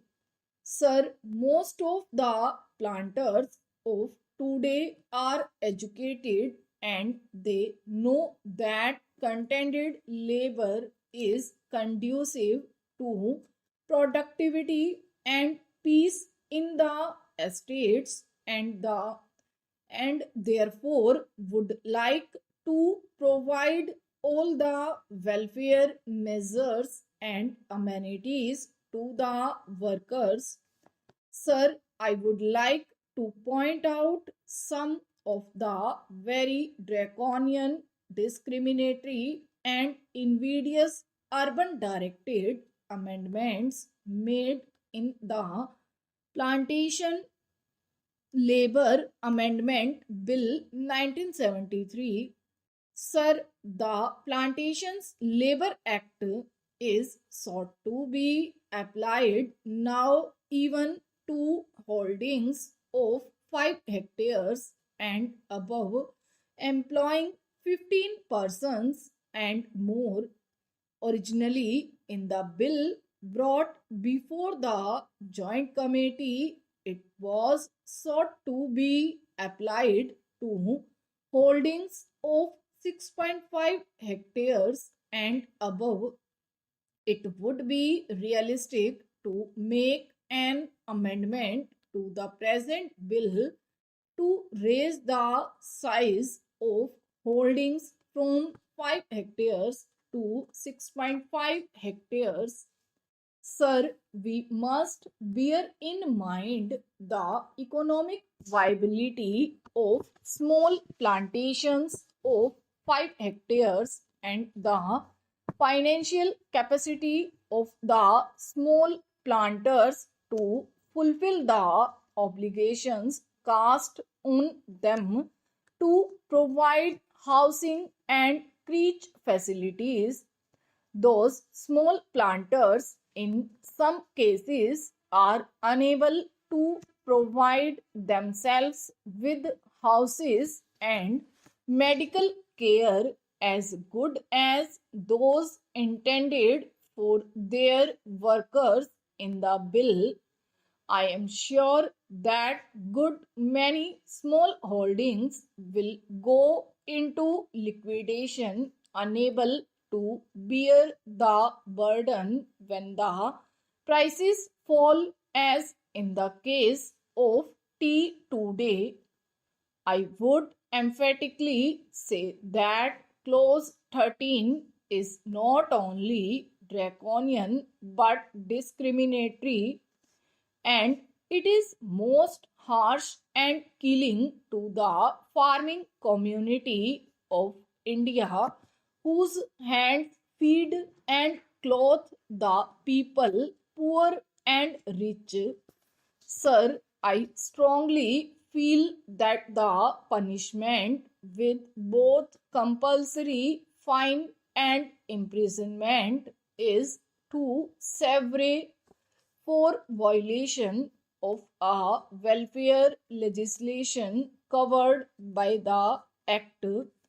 For economic reasons and financial incapacity, the debt ridden employer, particularly a small holder, may be unable to discharge the obligations such as providing type design houses, creches, medical facilities, etc.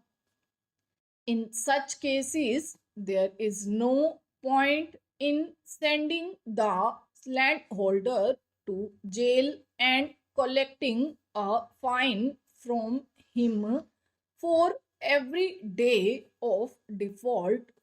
The relevant provisions in the bill are made more stringent than the Factories Act, under which, in the case of a further offense, the court is given the discretion to punish the defaulting employer.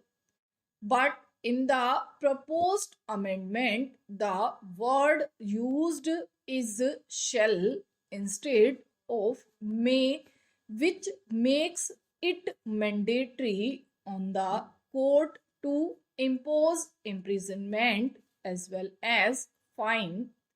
These provisions are too harsh and discriminatory, particularly in view of the fact that the bill seeks to bring in farms of 5 hectares, which are in the nature of peasant holdings under the scope of the Act.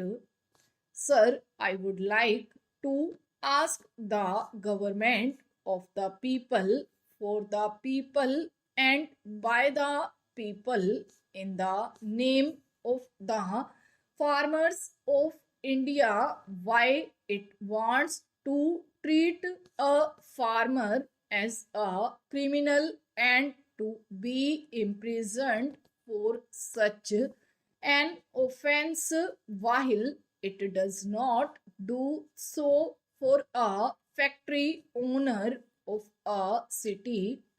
By making this comparison, I do not mean that a provision should be made in the relevant Factories Act to make the sentence of imprisonment compulsory for similar offenses. Let me make it clear that I am not speaking against the interests of the workers in the plantations. I am only speaking against the stringent and invidious measures which have been provided in the bill affecting the rural employers and the invidious laws enacted for them.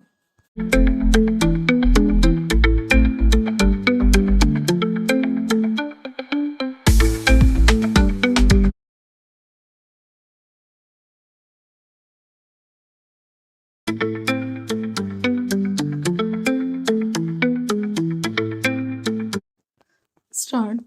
Mr. Vice Chairman, Sir, I welcome the budget proposals for the year 1982-83, which are all comprehensive and which embrace most of the development plans that we have envisaged for the establishment of a socialistic society in this country. In spite of the taxation and the introduction of fresh duties, we find that the finance minister has succeeded in disturbing only a microscopic section of the people of this country to extract sufficient funds for our schemes. The finance minister has also succeeded in finding funds for almost all the development plans of this country, which will add to our good. While we discuss the general aspects of the budget, we will have to consider the activities of most of the sections that are now covered in the budget. Even though the provisions are there, I think, sir, the expenditure on some of the activities envisaged in this budget should be subjected to a thorough scrutiny. In this respect, sir, I wish to bring to the notice of this House the special feature of the educational system of this country.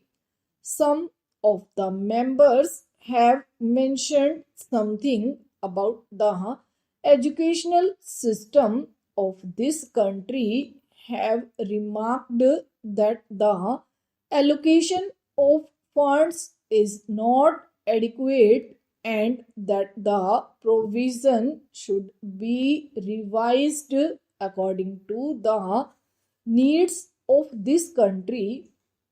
As the honorable member was speaking in Hindi, I did not thoroughly understand what he meant, but still, sir, the educational system has created a sort of confusion in our country over the last 15 years, and every now and then we had been changing the schemes and plans for educating our children, and various states have adopted different schemes which have actually created a feeling of disintegration among the people of this country. In some of the states, they have switched on to the regional language as the medium of instruction, and in some states, they think that English should be retained as the medium of instruction, but the people believe that the medium of instruction should be Hindi, that is the national language of our country. But, sir, the time is not yet ripe for us to switch on to Hindi. So, as and when we find it feasible, we may switch on to our national language, but till that time, we will keep English as the medium of instruction in all educational institutions. Sir, the other day, the University Grants Commission submitted a report wherein they have mentioned that English should be the medium of instruction, at least in the colleges. Sir, it is my opinion that English should be retained in this country for years to come till we find that we could translate all the essential books on science and technology, etc., into Hindi, which should be able to help us in educating our boys, especially in the technical institutions, through Hindi as the medium. Here, sir, some of the members have pointed out with regard to the introduction of different types of education in the same state or in various parts of this country.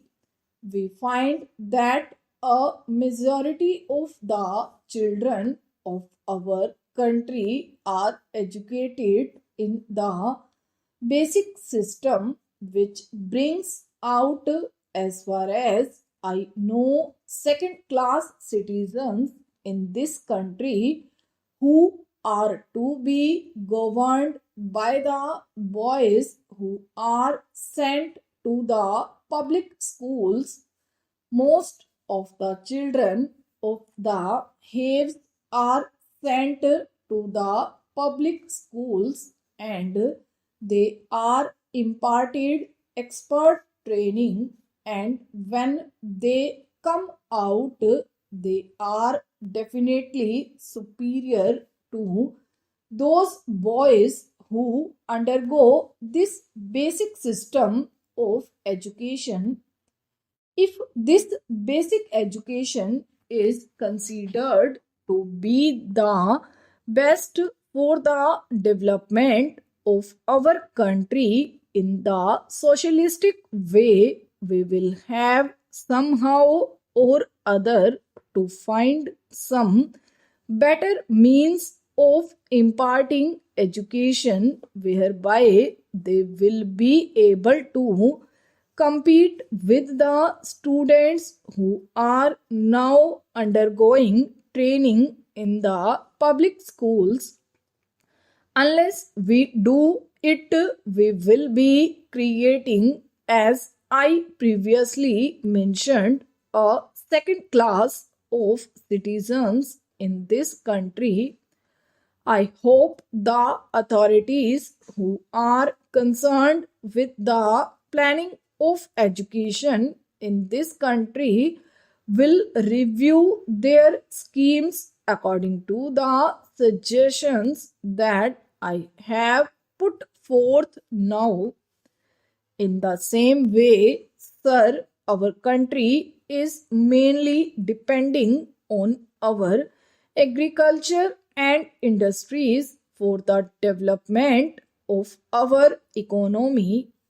But the agriculturists are an ignorant section of our people who do not find, in spite of the development in that sector of our economy of high production, a better income as the industrial section is having in this country. The industrial section is fast improving and their standard of living has gone high. At the same time, in spite of the better production in the agricultural section, the agrarian population has not come at par with the industrial section of this country. In the same way, industrial laborers are organized. Most of them are given so many benefits and advantages according to the legislation that is passed for the betterment of industrial laborers of this country. Stop.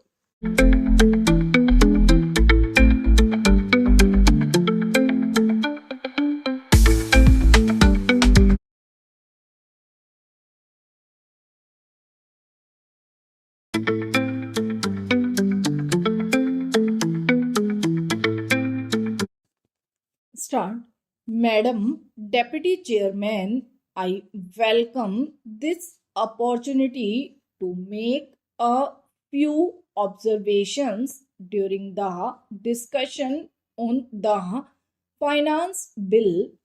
At this stage, therefore, it is better to use this opportunity to make a survey of the economic situation and find out what the present condition of the people is, whether they are satisfied, and if they are not satisfied, what the reasons are.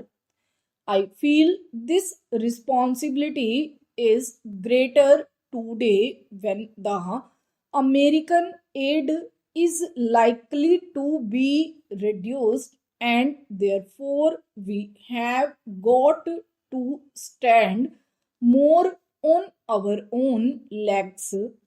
When the plan was set forth, there were three sources from which we hoped to get finance for the plan, namely our own resources from the revenues, loans within the country through savings, and thirdly, foreign help. The latter we need not discuss here.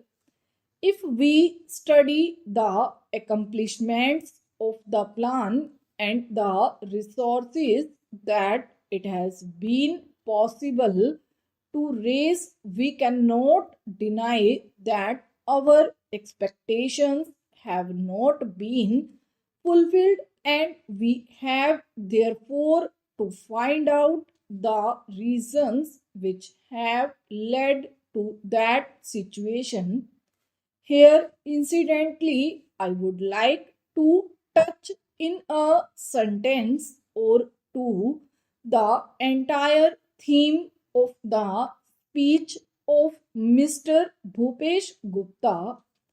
It is very easy to say this should be done or this could have been done from the opposition point of view, but I would like to ask him a question and he can reply to it later in some other speech, whether in Russia it would be possible for anybody not in the debate in the parliament but even outside to utter a single sentence against the government policy. In our democratic setup, we have allowed the people to criticize government policies. Even as Congress people, we are free to criticize the policies of the government, but the point is whether the doubts raised in the minds of the public by the people in the opposition who show their loyalty to a different setup would be conducive to create the enthusiasm that is necessary and the inspiration that is necessary to give their very best to fulfill the targets of the plan. This planned economy is really not a thing that will go successfully hand in hand with a democratic setup unless some other things are there, and they are the inculcation of a national spirit, giving of proper national education to develop a national outlook. Unless these things are done as they are in other countries like England, unless that type of spirit is created in the country by all the people of all types of views not being allowed to create differences and doubts in the minds of the people, we cannot in a democratic setup have the success which we want, and we cannot fulfill our promises to the people without going further into that aspect which really came to my mind as a result of the long speech of Mr. Bhupesh Gupta. I would like to make a few suggestions so that a proper attitude towards giving of one's best to the plan and to raise the national economy can be developed. I would like to make three or four points. Firstly, we have to see that we take steps to check corruption at any level, whether it is among the people in the public sector or among the officials. Then we have also to see that we give a proper type of education, rouse a proper spirit of service. We must also check the trends for inflation and also lay stress on austerity so that the people will feel that there is something at stake.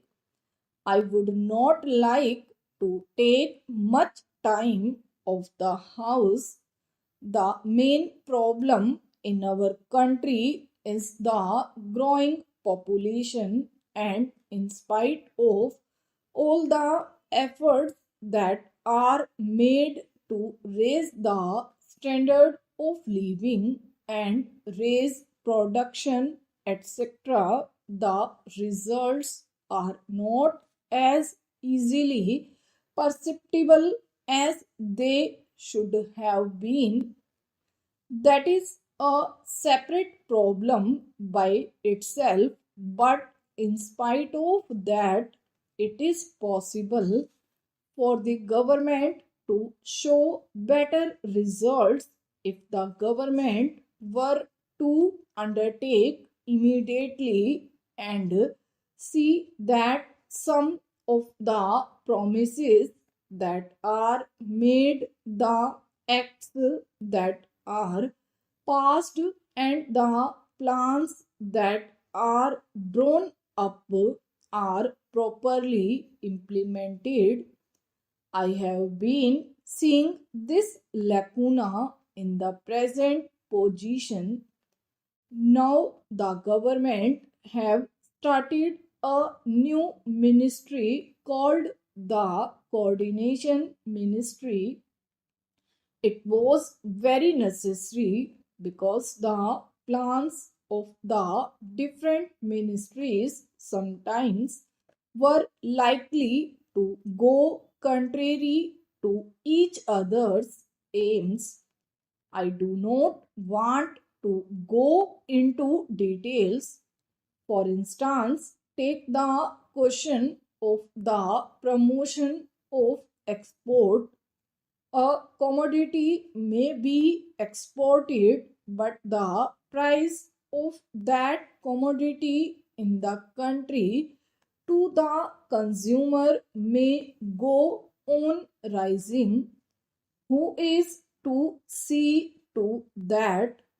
Take tea, for example, it had to be exported, and nobody was there to see whether there was enough tea for consumption in the country and what was the price at which it was available to the consumer in the past store.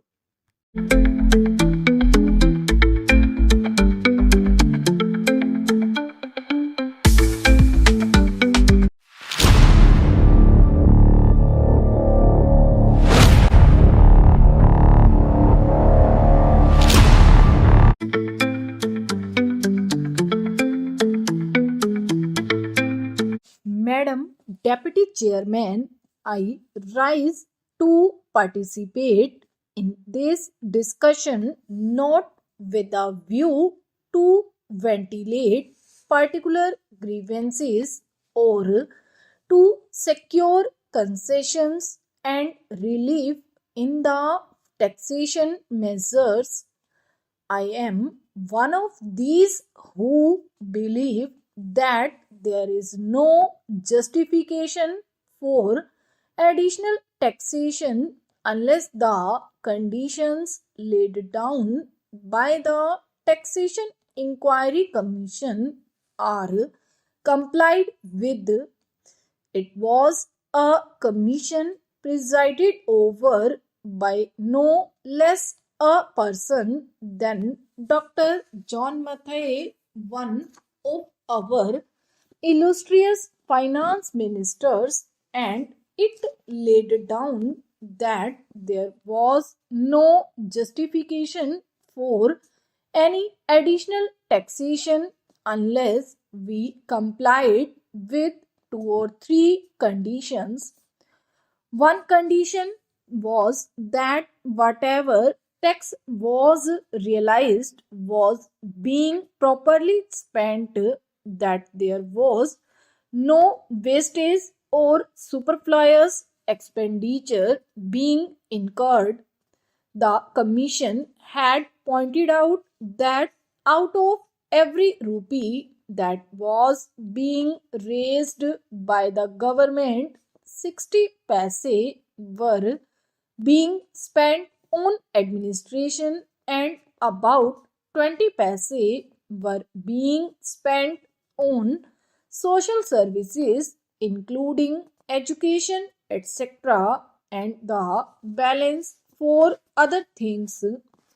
Another was that whatever tax was being imposed should be realized before we brought out measures for fresh taxation. They also had suggested that there was sufficient room for economy in all the ministries and departments, and effective steps should be taken forthwith to enforce the maximum possible economy in government expenditure. Now we have before us this audit report for 1961-62, which was presented to the Lok Sabha on the 6th June and which came to my hands last night, and I have not been able to study it. I find that during the last 5 years we have imposed additional taxation, and at the same time our revenue expenditure has gone up by about rupees 42 crores. So, on the one hand, we say that we are raising this money, these taxes, for the implementation of the plan, and for that reason, every chief minister and ministers go about saying that we want money for the implementation of the plan. But what are the facts? We find that the money that has been raised is being used for administrative purposes. So it is not correct to say that. On the other hand, it is not proper because you must know that no plan, however well balanced and well thought out it may be can be implemented in a democratic setup unless you can enthuse the people. We have been depending either on foreign aid or on indirect taxation or deficit financing, and more than once I have pointed out that these measures will not help to enthuse the people, and unless the people are enthused, we will not have any successful results so far as planning is concerned. Now it is necessary, it is time that we should take stock of the situation, for we have had 14 years of freedom and 12 years of democratic rule and of planned economy. What are the results? I am not one of those who minimize our achievements.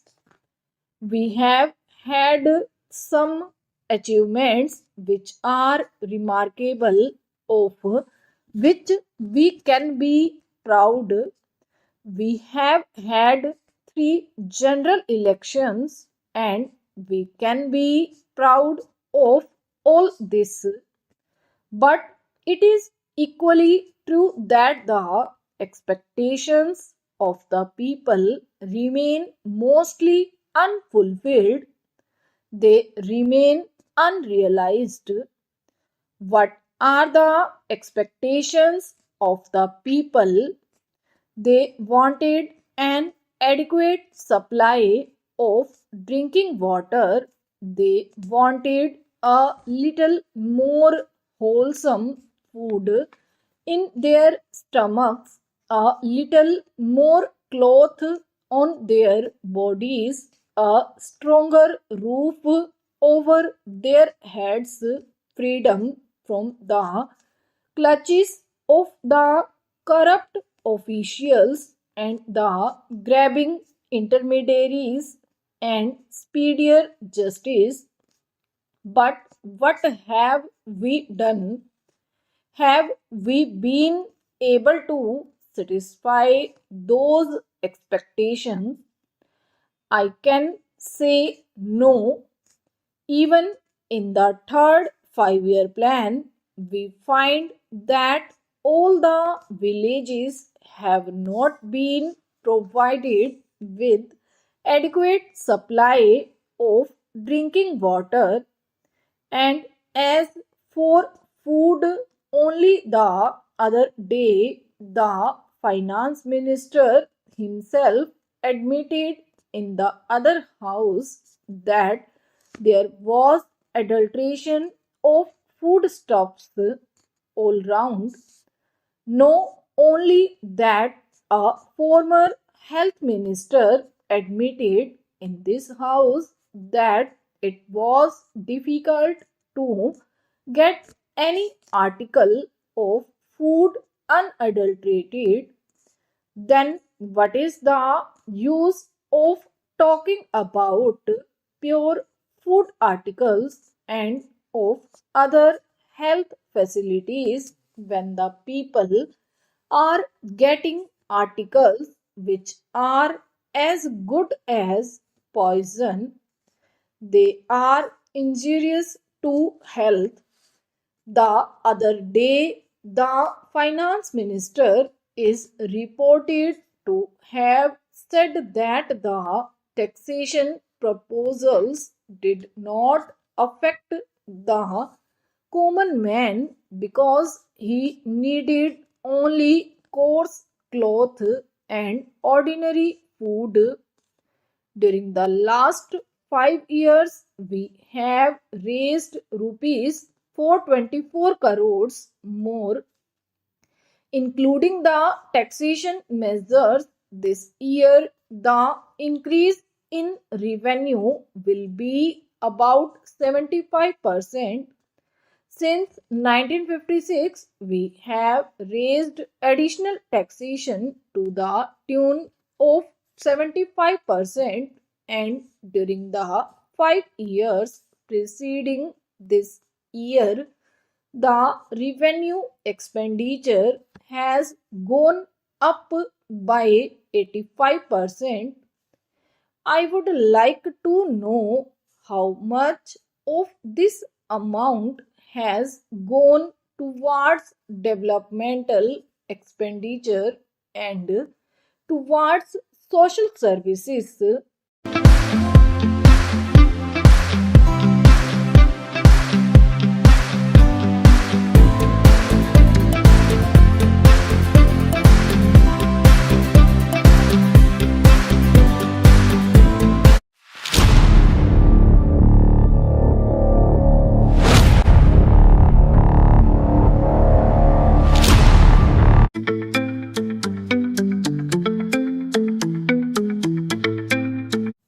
Mr. Vice Chairman, sir, it was felt for a long time that the Limitation Act of 1908, which had certain amendments, deserved reconsideration in all its aspects.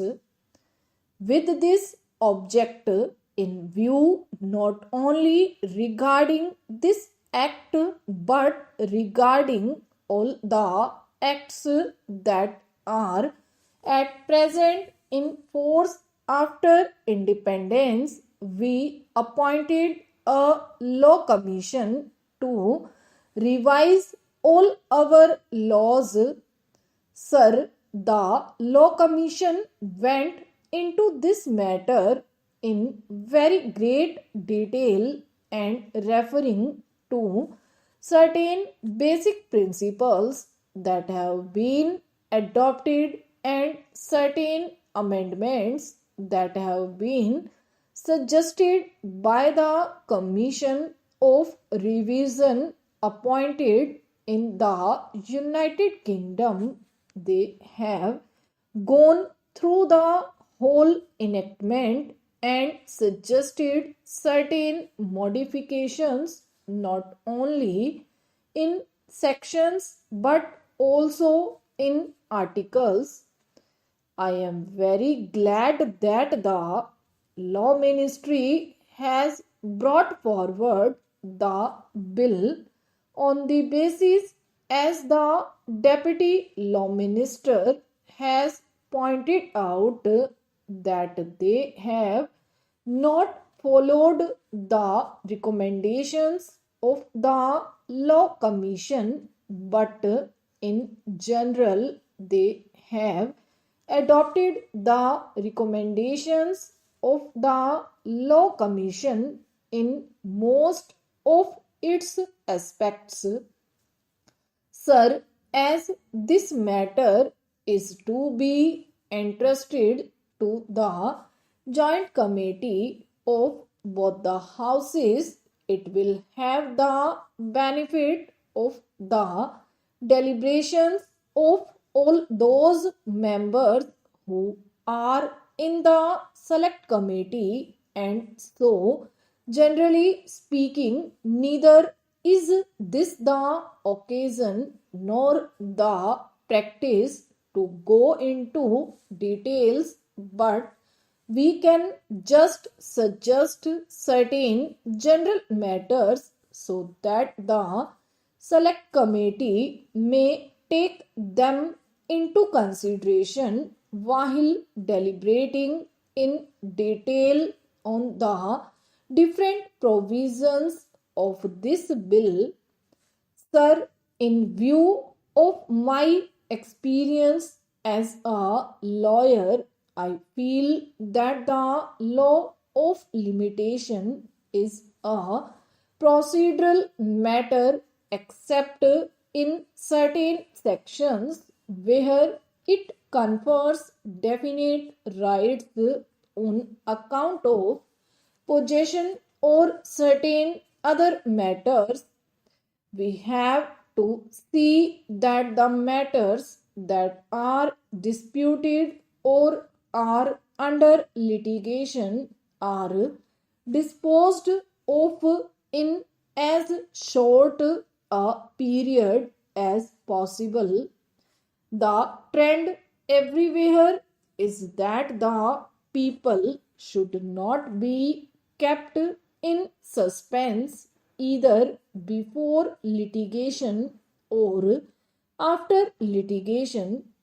So, my humble suggestion to the members of the select committee will be to see that the course of litigation is as much circumscribed, as much reduced as is possible in consonance with the basic principles of fairness, justice, and equity.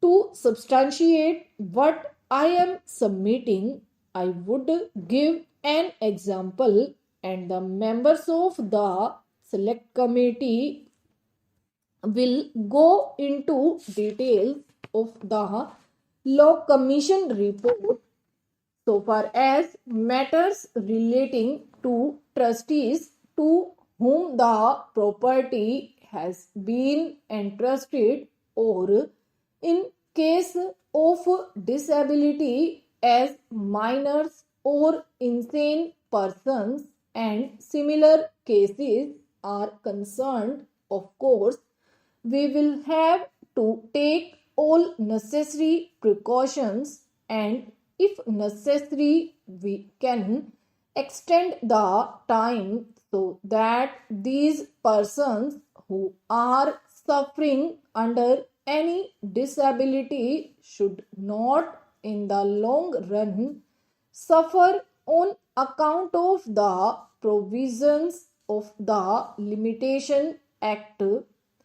That is one of the fundamental things which I hope the select committee will bear in mind.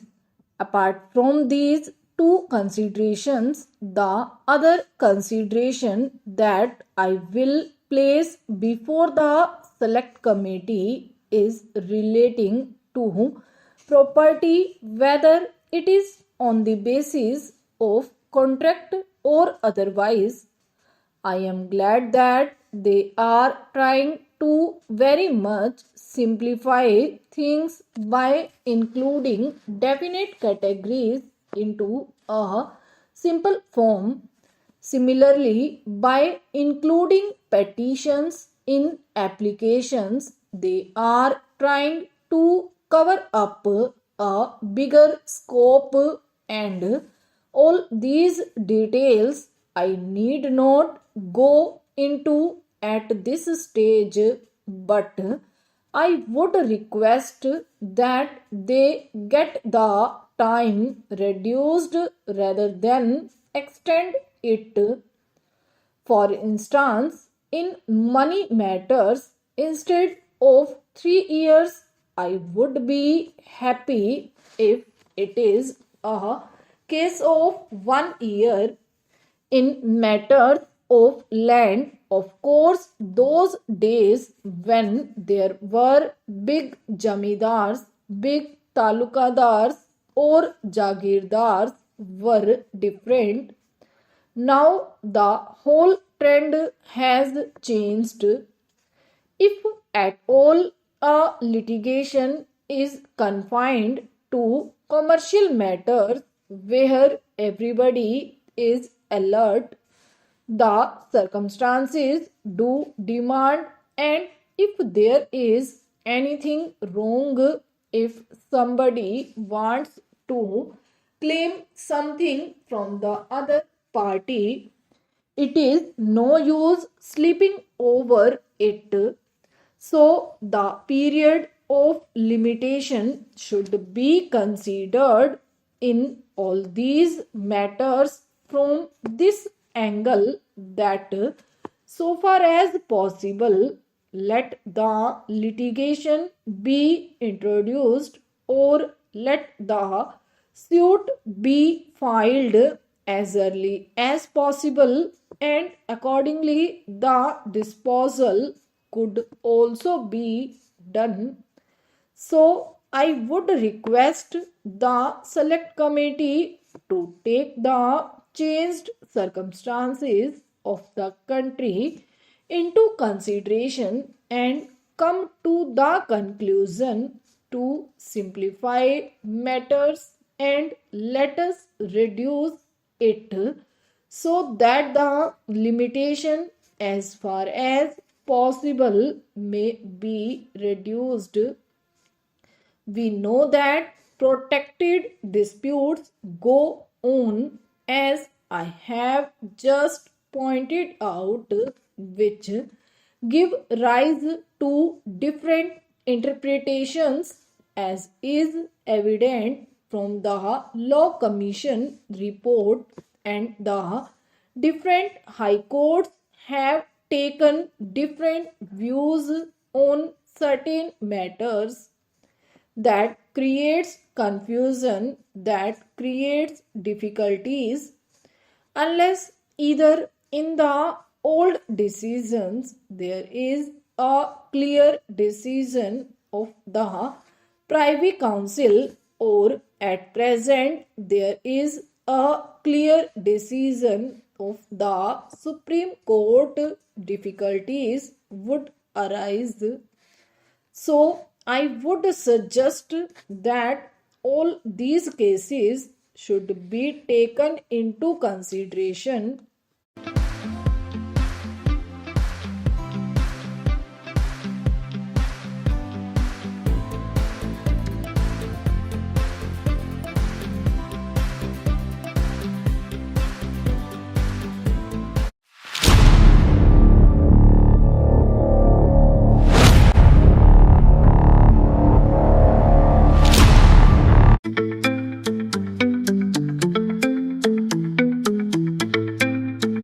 In presenting this report, my first duty would be to thank the Devar Commission for preparing this valuable document. The Commission have gone deep into the various aspects of this problem and have produced an important and valuable document. The Commission had to tour a lot, and they had to put in very hard work. I should like to convey my thanks and congratulations to the chairman of the commission, Shri Debar, and also to his other colleagues for this useful contribution.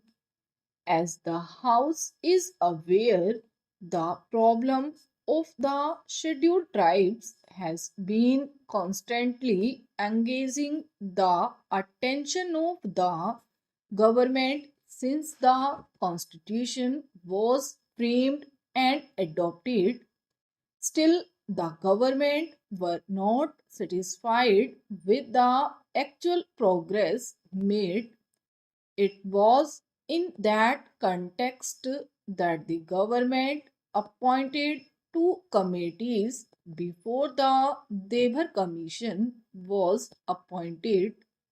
The first was the Elvin Committee, which specially dealt with the problem of the tribal blocks.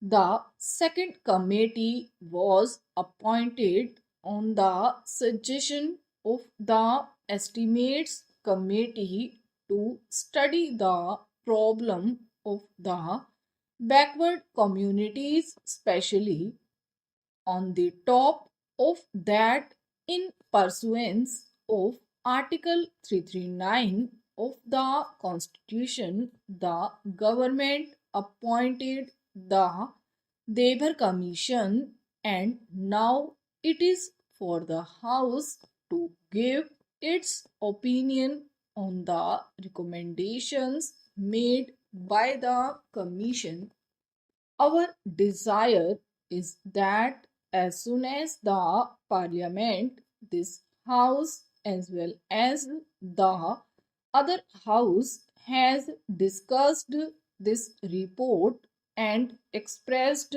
its views, we will go ahead with the recommendations made, and we will certainly like that they are implemented as early as possible. I do not want to enter into journalities, but it must be said that our country is vast and our problems are also immense. Generally, we are a very poor country, and it is true that during the British days we did not actually realize what poverty meant. People suffered without much protest, but now, when the country is trying to go ahead with economic development, it is but natural that every section of our community should like to progress simultaneously. I think if we are frank, we should admit that there are certain weaker sections of our community in the country who have not made as such advance and progress as others have done. It has therefore become very important that we should lay special emphasis on the development of the scheduled castes and the scheduled tribes. It is necessary, therefore, that we should carefully consider the various recommendations made and see what we can do to achieve a certain target within a prescribed period. The scheduled tribes have been living in isolated places, far off places, not connected with roads. They do not have any amenities of life, neither medical aid nor even proper educational facilities. We have to bring them out of that situation, and we must try to integrate those people with other sections of our countrymen. It is far from my mind to suggest that we should impose anything on them, whether our customs or our culture, though the culture is more or less common throughout the country, but every community has its own conventions and customs. Therefore, when I say that there should be complete integration, I do not mean to suggest that there should be imposition of anything on the tribal communities as such. Still, it is essential that integration will only be possible if their standards are raised. If they are more or less brought to the same level where we or the other people are who are not so isolated, so we have to bring these people to that level, and we can do that not by implementing certain schemes only, but by bringing about a radical change in our outlook and approach. They may be different communities and different religions in our country, but India had its own unique tradition in the past, which we have to carry on and maintain even now.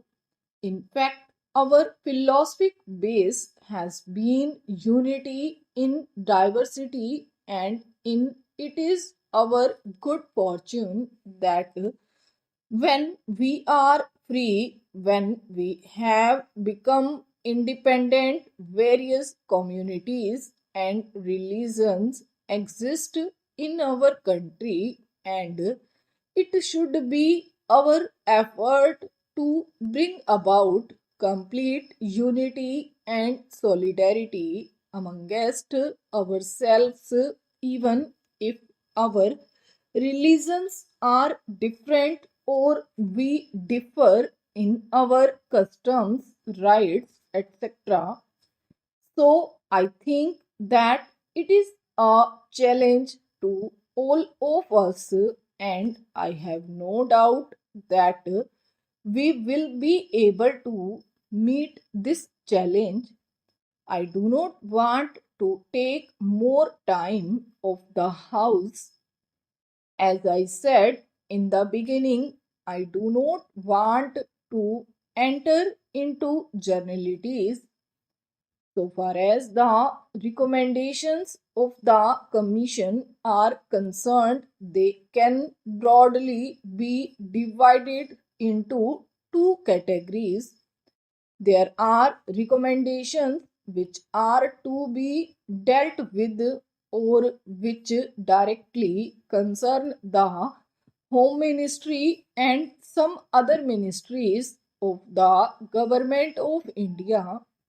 There are other recommendations which mainly concern the state governments. In fact, it is the state governments which have really to execute and implement the programs.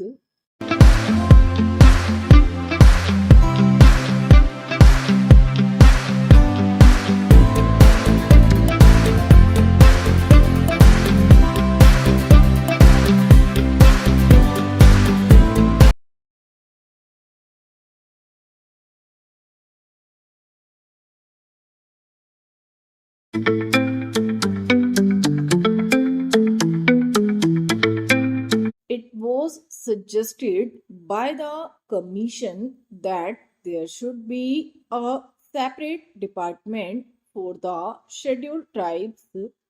This matter was considered in the conference, but it was generally felt that if the scheduled castes and the scheduled tribes are separated to be dealt with by different departments, there will be a good deal of duplication of work because two sets of officers will have to traverse the same area and more or less consider the same problems. It was therefore the unanimous opinion of the Conference of State Ministers that one department should deal with the problems of the scheduled caste and the scheduled tribes, and it was also agreed that there should be a separate directorate for the same. If there is a separate directorate, then it can concentrate on problems concerning the scheduled tribes. It was also suggested that this directorate, which will have to be set up in all the states and especially in states where the population of the scheduled tribes exceeds 1 million, should also look after the work relating to the denotified and the nomadic tribes, in addition to, as I said, the work relating to the scheduled tribes. The conference was in favor of having tribes advisory councils to advise on the protection and development of the scheduled tribes in all the states and union territories, whether they have scheduled areas or not. The House, I am sure, is aware that there are scheduled areas and non scheduled areas. Even in non scheduled areas, a large number of scheduled tribes live, but for the special programs, we have decided to concentrate on the scheduled areas first. I shall come to that point later on, but I am merely mentioning that the scheduled tribes live both in scheduled areas and in non scheduled areas. It was decided that wherever at present there is a combined reservation in the services for the scheduled castes and the scheduled tribes, separate percentages of reservation should be fixed by the state governments, and it was agreed that the state governments would instruct all local authorities like municipalities, panchayat samitis, jila parishads, etc. to follow the policies laid down by them in regard to the representation of all scheduled tribes in the services. It was decided to have a small committee of officials from the tribal welfare department and the different departments at the state level to ensure coordination. The conference also agreed that there should be a section under the Chief Secretary for evaluation of the tribal welfare program.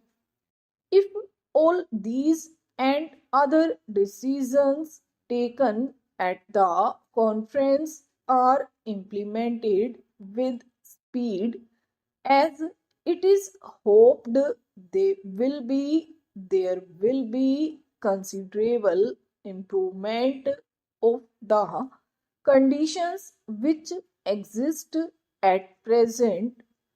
I also want to mention, Madam, that we were told in the conference that this work was going to be entrusted to the Jila Parishads and Panchayats, and some of the schemes which have to be implemented in the rural areas will be executed by the panchayats and the Jila Parishads.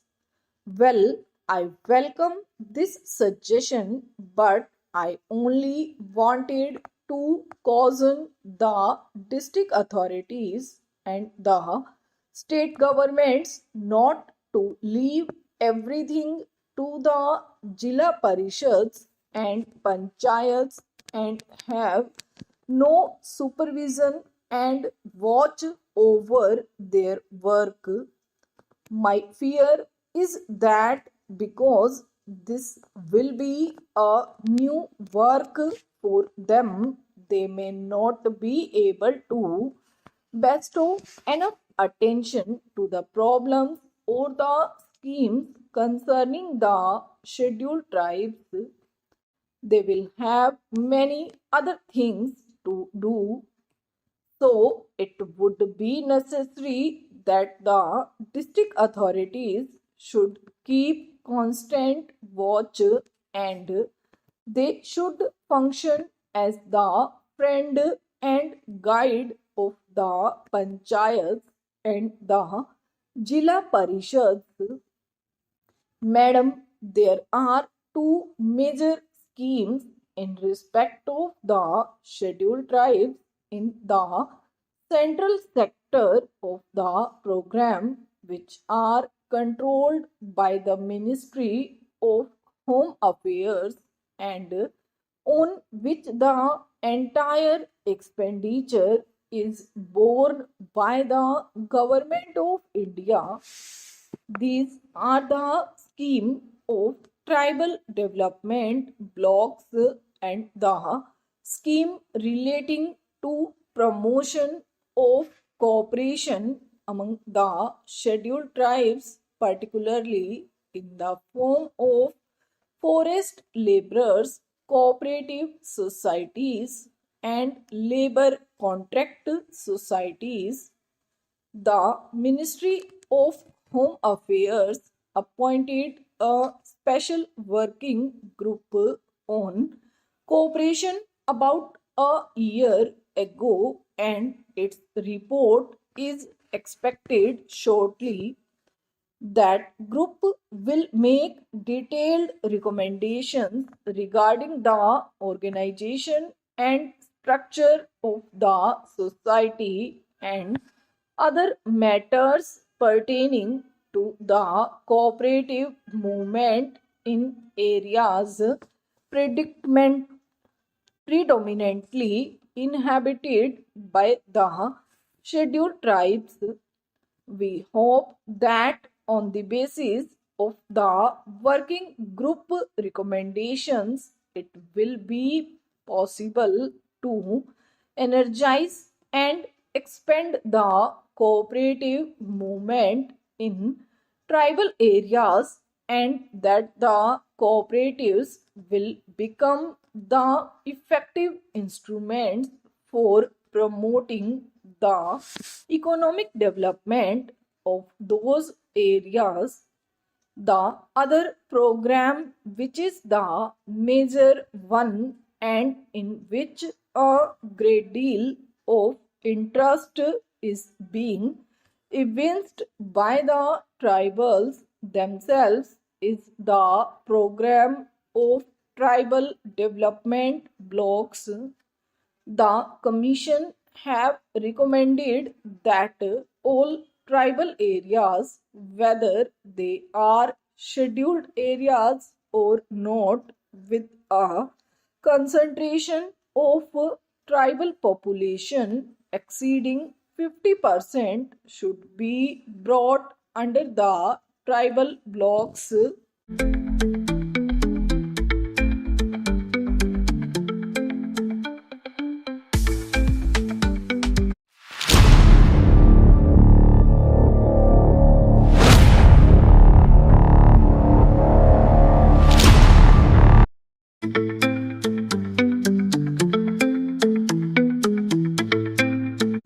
Sir, this bill was introduced in the House by the then Labour Minister Shri K.V. Raghunatha Reddy. I was also present at that time in the House. After a period of 9 long years, this bill has now come from the cold storage. It shows how powerful the plantation lobby in the country is, even though after so much of time this bill has now been brought. I support this bill in the name of a more comprehensive measure. I do not agree that this bill should be postponed or that it should be again referred to a joint committee. Some such proposal was there. I do not agree to that, though it is not adequate and some improvement from the point of view of workers is needed. I do not agree that we should postpone passing it. For example, it has been suggested that the acreage limit should be brought down to 5 hectares to cover more plantations in the south, especially in Kerala, Karnataka, and other southern states. Many plantations are not covered by this bill. I would request the minister to carefully examine this thing. In North India and some other places, tea plantation is on a large scale, but in the case of rubber, cardamom, and coffee, it is 5 hectares. This is on the high side. I request the Honorable Minister to reduce the acreage limit to 2.5 hectares for coffee and rubber and cardamom. Our friend was talking about socialism, socialist society, democratic socialism, and so as any other things. I earnestly request him to consider my suggestion, and that is whether the government is prepared to nationalize the tea industry.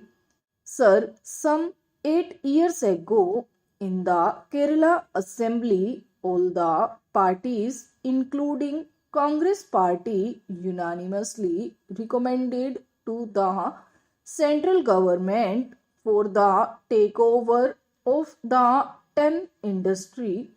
In Kerala, tea plantation is owned by British monopolies. Even in the Assam Assembly, all the parties unanimously passed a resolution suggesting takeover of this industry. Are you prepared to take over this industry, especially this tea industry? I pose this question to the central government.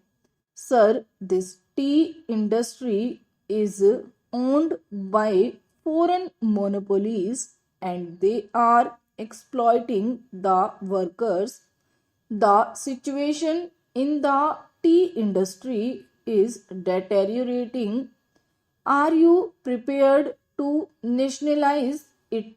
When you talk of socialism, unless this is nationalized, you cannot meet the demands of the workers. Sir, how unfortunate for this country, predominantly agricultural, that the meaning of plantations in this bill has been stretched to include coconut gardens, apple, pineapple, cashew nut, and banana plantation farms. I am glad that wisdom has dawned on the government not to accept these recommendations of the committee. If I were an anarchist or a member who wished ill of this government, I would have pleaded with the government to stretch the meaning of plantations to cover all agricultural lands in the country and attract the provisions of this bill, then we could have seen the beginning of convulsions and revolutions in this country, as the debt ridden farmers, being unable to fulfill the provisions of this bill, would have started filling up jails for violations of its provisions. Sir, I would take this opportunity to appeal to the Prime Minister to treat agriculture as an industry and treat agriculturists like the urban citizens and treat the farm holdings in the same way as they treat the factories and industries. The government should start finding out the invidious and discrimination laws passed in the country since independence adversely affecting the farming community and review those laws if they want to ensure integrated development of the country. Mr. Vice Chairman, sir, you know the undivided Congress, the Indian National Congress, fought for plantation labor and also for the rights and privileges of the peasantry. It was Sardar Vallabhbhai Patel and Mahatma Gandhi in the Chori Chora movement who brought the peasantry to the forefront to the leadership of the Indian National Congress. As successors of those great leaders in that organization, it is high time the Congress did their best for the plantation labor as well as the unorganized peasantry in that area. Even in Mexico, in Algeria, in Russia, or in Cuba, or in other countries, it was the labor, the plantation labor, who took the revolution to its final goal. Here in this country, we do not want to see another bloodbath. We do not want to see that they take up arms against government or against employers. As people's representatives and as government of the people, we must do our best to solve their problems, whatever their grievances are, whatever their difficulties are, instead of allowing anybody to take advantage of their poverty and their difficulties. I know what goes on with plantation labor. I can give instances of different plantations. I come from West Bengal, where tea plantation is a very big factor, and I know how plantation labor are still being exploited. Housing facility near the plantation is a must for them under the Act.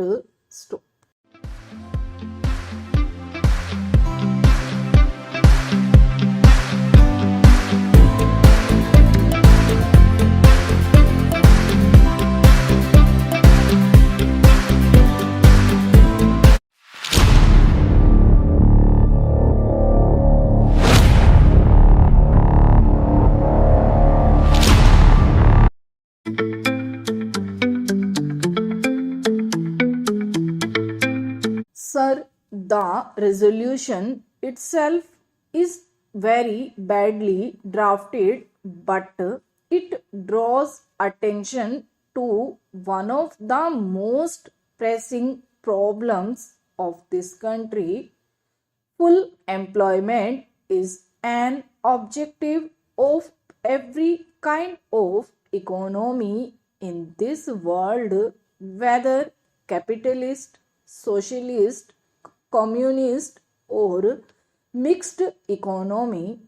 Therefore, it is also one of our objectives, but then we are not able to find out whether we are proceeding on the road of greater employment or greater unemployment. I am afraid that thinking on this matter is today so confused and contradictory that unless we can have a rational comprehension of the whole problem, we are not likely to make any headway. Therefore, I want to define how we should approach this problem. First of all, this is not a single problem but two different and distinct problems. We should not confuse total unemployment with partial employment or underemployment. These are two different things that have to be dealt with in entirely different fashions, but unfortunately, when we speak of 15 or 19 million unemployed, nobody knows how many of these are really totally unemployed and how many are suffering from seasonal or partial unemployment. Total unemployment is an urban phenomenon. It is only in cities and towns you have people who have to work whatsoever. In the rural areas, it is always a case of partial unemployment or seasonal unemployment. Therefore, the first thing to be done in order to solve this is we must devise a machinery to ascertain how many are totally unemployed and how many are underemployed. So, I do suggest that every municipality in this country should maintain a register of the unemployed. Of course, we have now the labor exchanges. Unfortunately, they are not to be found everywhere, and all unemployed do not register themselves there. Therefore, I suggested that in every municipality there should be an unemployment register and propaganda should be done among the unemployed that they should first register themselves in the municipal register. Similarly, I would suggest that in every village panchayat there should be a register where people will register themselves for underemployment, because during the harvest season there is actually shortage of labor in the villages rather than the reverse. Therefore, there would have to be different kinds of registers to show in what seasons you want to give employment and to devise suitable employment. Then, secondly, we have to realize that so far as total unemployment is concerned, the only way is to develop industries and social services. The word employment is also used very loosely in the Amber Charkha. If a man gets 40 or 60 paise, it is called employment. That will not do. We must define employment as giving him work which will give him living wages. Any work which does not give living wages should not be called employment. If we have to give living wages, the only way of doing it for the totally unemployed is to develop our industries and expand our social services. So far as social services are concerned, there is enormous scope for expansion. Why should you not in this country have one teacher for every 20 children? Why should we have one teacher for 40 children? Immediately, we can increase the strength of teachers by lakhs. But the real difficulty is we have to pay them, and therefore we are now caught in a dilemma. Without increase of wealth, we cannot increase the social services. Without increasing the social services, we cannot give sufficient and adequate employment for the totally unemployed in the towns. Therefore, the development of industries is essential. Without the development of industries and social services, the problem of total unemployment cannot be solved. Therefore, it is no use blaming the Planning Commission or anybody.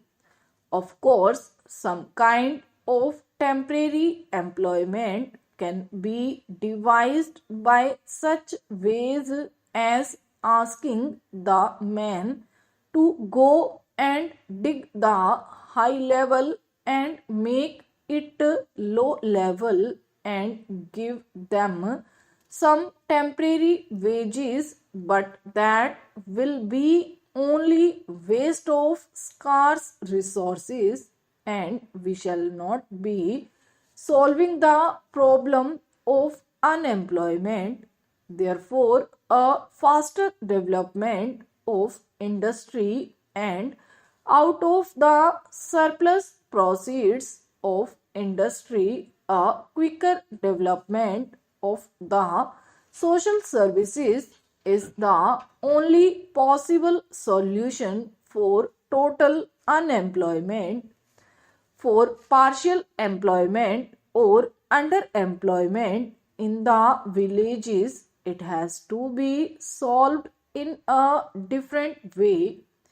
Intensification of agriculture is bound to increase employment. For instance, wherever there is single crop, if we can introduce double crop, the total amount of labor required will be doubled. Therefore, conversion of single crop lands into double crop lands and providing irrigation and other facilities for them is one of the certain methods of solving this underemployment. Again, many traditional services such as the annual repair of irrigation tanks, canals, etc. have lapsed. We must resume them. I am sure they will give at least an average of 20 underemployed workers in the villages, further worsening the unemployment problem in the country.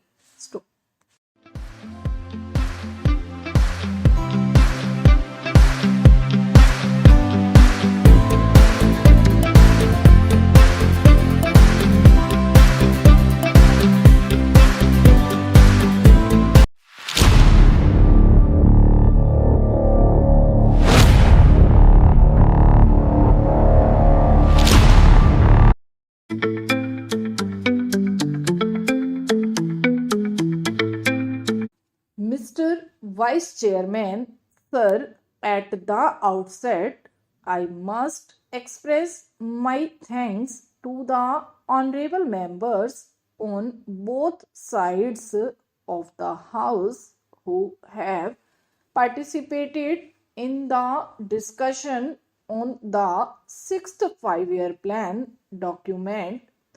Honorable members will very kindly appreciate that within the short time at my disposal, it will not be possible for me to clarify all the points which they have raised during the course of the discussion.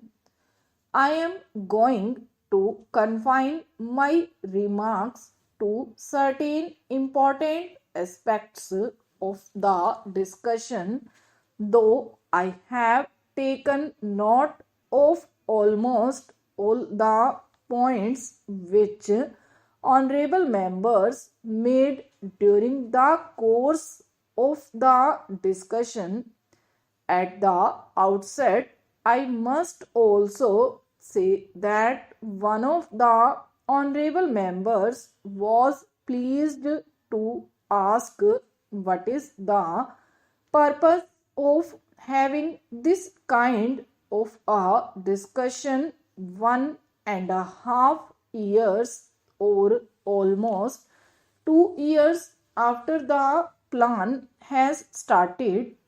I do not know whether honorable member do recollect that my predecessor Mr. Tiwari had circulated a note to all the members of this house, particularly about the sixth plan framework, and he expected that the honorable members will be able to send their remarks to the minister and also to the planning commission so that before the draft document of the sixth plan is prepared and finalized, their views could be taken into account.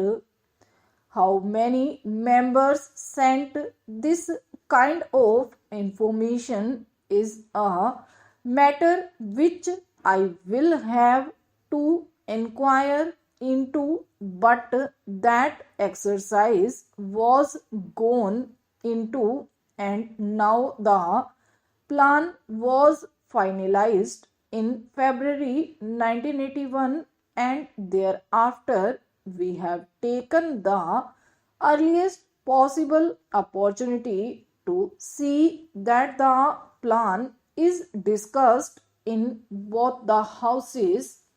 Sir, I am aware of the fact that the international situation and also the internal situation in which this sixth five-year plan has been finalized will definitely have some kind of an impact on the plan document as it was prepared and how we will be succeeding in trying to avoid the adverse effects it might have on the achievement of the physical targets that we have set for ourselves at the end of the sixth 5-year plan.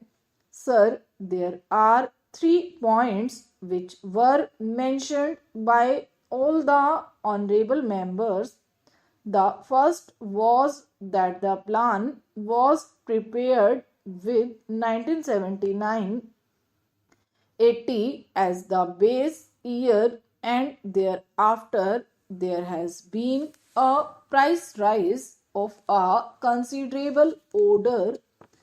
Sir, the first thing which I would like to clarify is about the inflationary trend which has set in. One of the honorable members, Shri Shankar Ghosh, a very experienced member of this house who had also been in the planning commission and knows the intricacies of how the things are being worked out, has been pleased to state here that the rate of inflation is very high, and added to that the balance of payments position is going to be very bad compared with the percentage that we have worked out for the sixth plan as a whole for imports. For the first year, the import bill has risen very high. Then, how is this assumption going to be correct? That is the point, and a very valid point which he raised during the course of the discussion. Sir, he also mentioned about the Honorable Finance Minister making his speech at Kanpur, wherein he seems to have made a reference that a little inflationary trend is a kind of a stimulant to the economy. Sir, the inflationary trends we cannot view in isolation. Honorable Shri Shankar Ghosh will definitely agree with us that there are two factors which will have to be taken into account. The first factor is the international situation which is now obtaining. Secondly, whether we like it or not, we have to import the oil products. If they are to be imported, can we take a serious view of the situation? That is a thing which I am sure most of the honorable members there will be able to appreciate.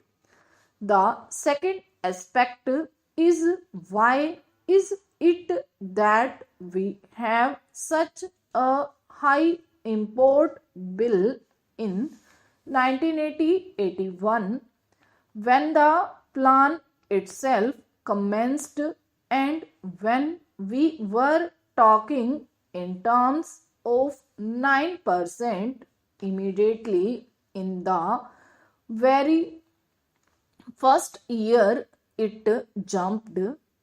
I am sure that most of the honorable members are aware of the fact that it is on account of the kind of legacy that this government got.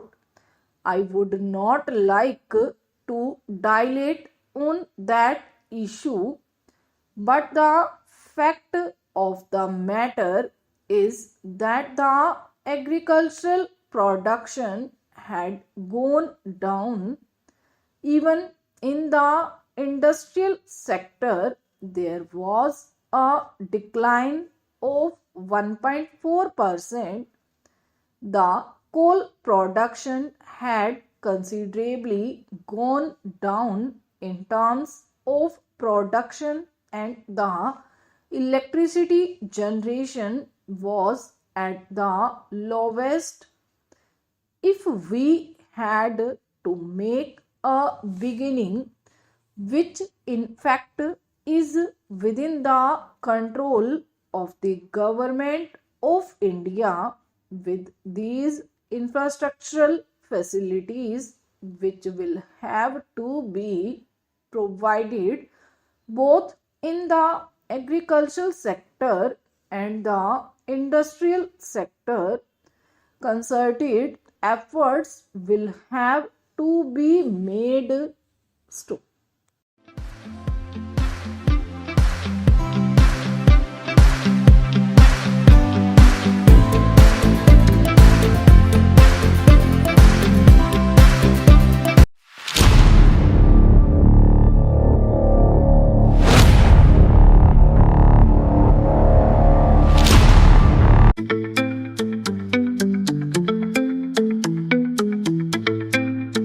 Mr. Vice Chairman, the Minister of Railways has given us some impressive figures regarding route mileage, the number of passenger trains that run every day, the number of goods trains that run every day, the number of millions of passengers who travel by train. He has tried to compare them in view of the vastness of the country, the large number of passenger trains being run, the large number of goods trains being run, and the big route mileage. He has tried to show that the number of accidents that have occurred is not quite alarming. I do not know what his idea was when he tried to compare the number of accidents against this background. Committees have been appointed when serious accidents took place to find out why such and such accident took place. The Shah Nawaz Committee, which was appointed in 1956, gave a very voluminous report. Therein, they had stated the causes of accidents that occurred during the period before, and they had also suggested some preventive measures. The government have again appointed another committee headed by Dr. Kunjuru. It is more than 8 months or so. I do not know why an interim report has not been submitted by this committee. It would have been better, at least for discussion on such an important subject like this, if that committee had submitted an interim report. We could have offered more constructive suggestions. Unfortunately, the committees that are appointed take their own time to submit their reports. Maybe the government is partly responsible for they may not be cooperating with the committee in giving all the material that is necessary for the committee to come to some sort of conclusions and give their findings on such an important question. Time and again, we have discussed this question of accidents, and I was really pained to see how the minister tried to minimize the seriousness of the railway accidents. He also quoted in the other house the figures, the number of accidents that are taking place in other countries, particularly America and England, the conditions that are obtaining in these countries and that are obtaining in India are totally different. There, many of the accidents take place not because of follies, not because of the limitations under which those railways work, but mostly because of the environment that there has been in those countries. So he did not mention the figures here but took refuge under the guise that our railways work much better than the railways work in other countries and that the rate of accidents in India is much lower than the rate of accidents in America or England. Sir, by having this discussion, the railway board and the railway ministry should be able to learn some lessons, and if they are prepared to implement the salient suggestions that will be made by the members, then many of these discussions will not take place and many of the accidents that take place these days will not occur. It has now become almost an everyday affair after the statement was made by the Honorable Minister in this house and the other house. Another accident had occurred to a deluxe train. It is therefore incumbent and imperative on the part of the railway ministry to see whether they could avoid these accidents. Many of the accidents that have occurred not because they are accidents but because of the wrong things done by the railway ministry. When a train leaves the station, care is not taken to see whether it has a defective engine, defective locomotive, whether proper check was made of it, whether the bogies that are attached to the train are properly checked up, whether the screws and bolts that are there are properly placed in their proper places, and so on. These are all things which, if properly inspected, will show whether the train is fit for travel or not, and if these things are properly adhered to, many of the accidents will not occur. A member in the other house has reported a statement from the statesman of Calcutta that the locoshed people asked the driver of a particular train to somehow manage, even though he complained that he could not take the train. He tried to manage.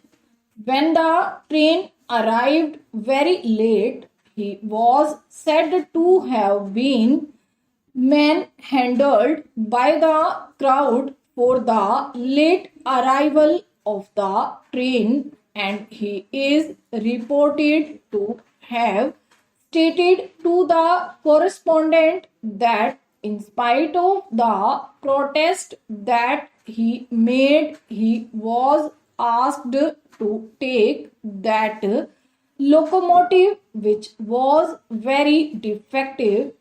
Last year, similar accidents occurred. For instance, the Ranchi accident. It is also reported that the engine driver protested when he was asked to take the train because the train was defective, but in spite of his protests, he was forced to take that engine and an accident occurred. I am glad that an inquiry commission has been appointed to go into the cause of the accident.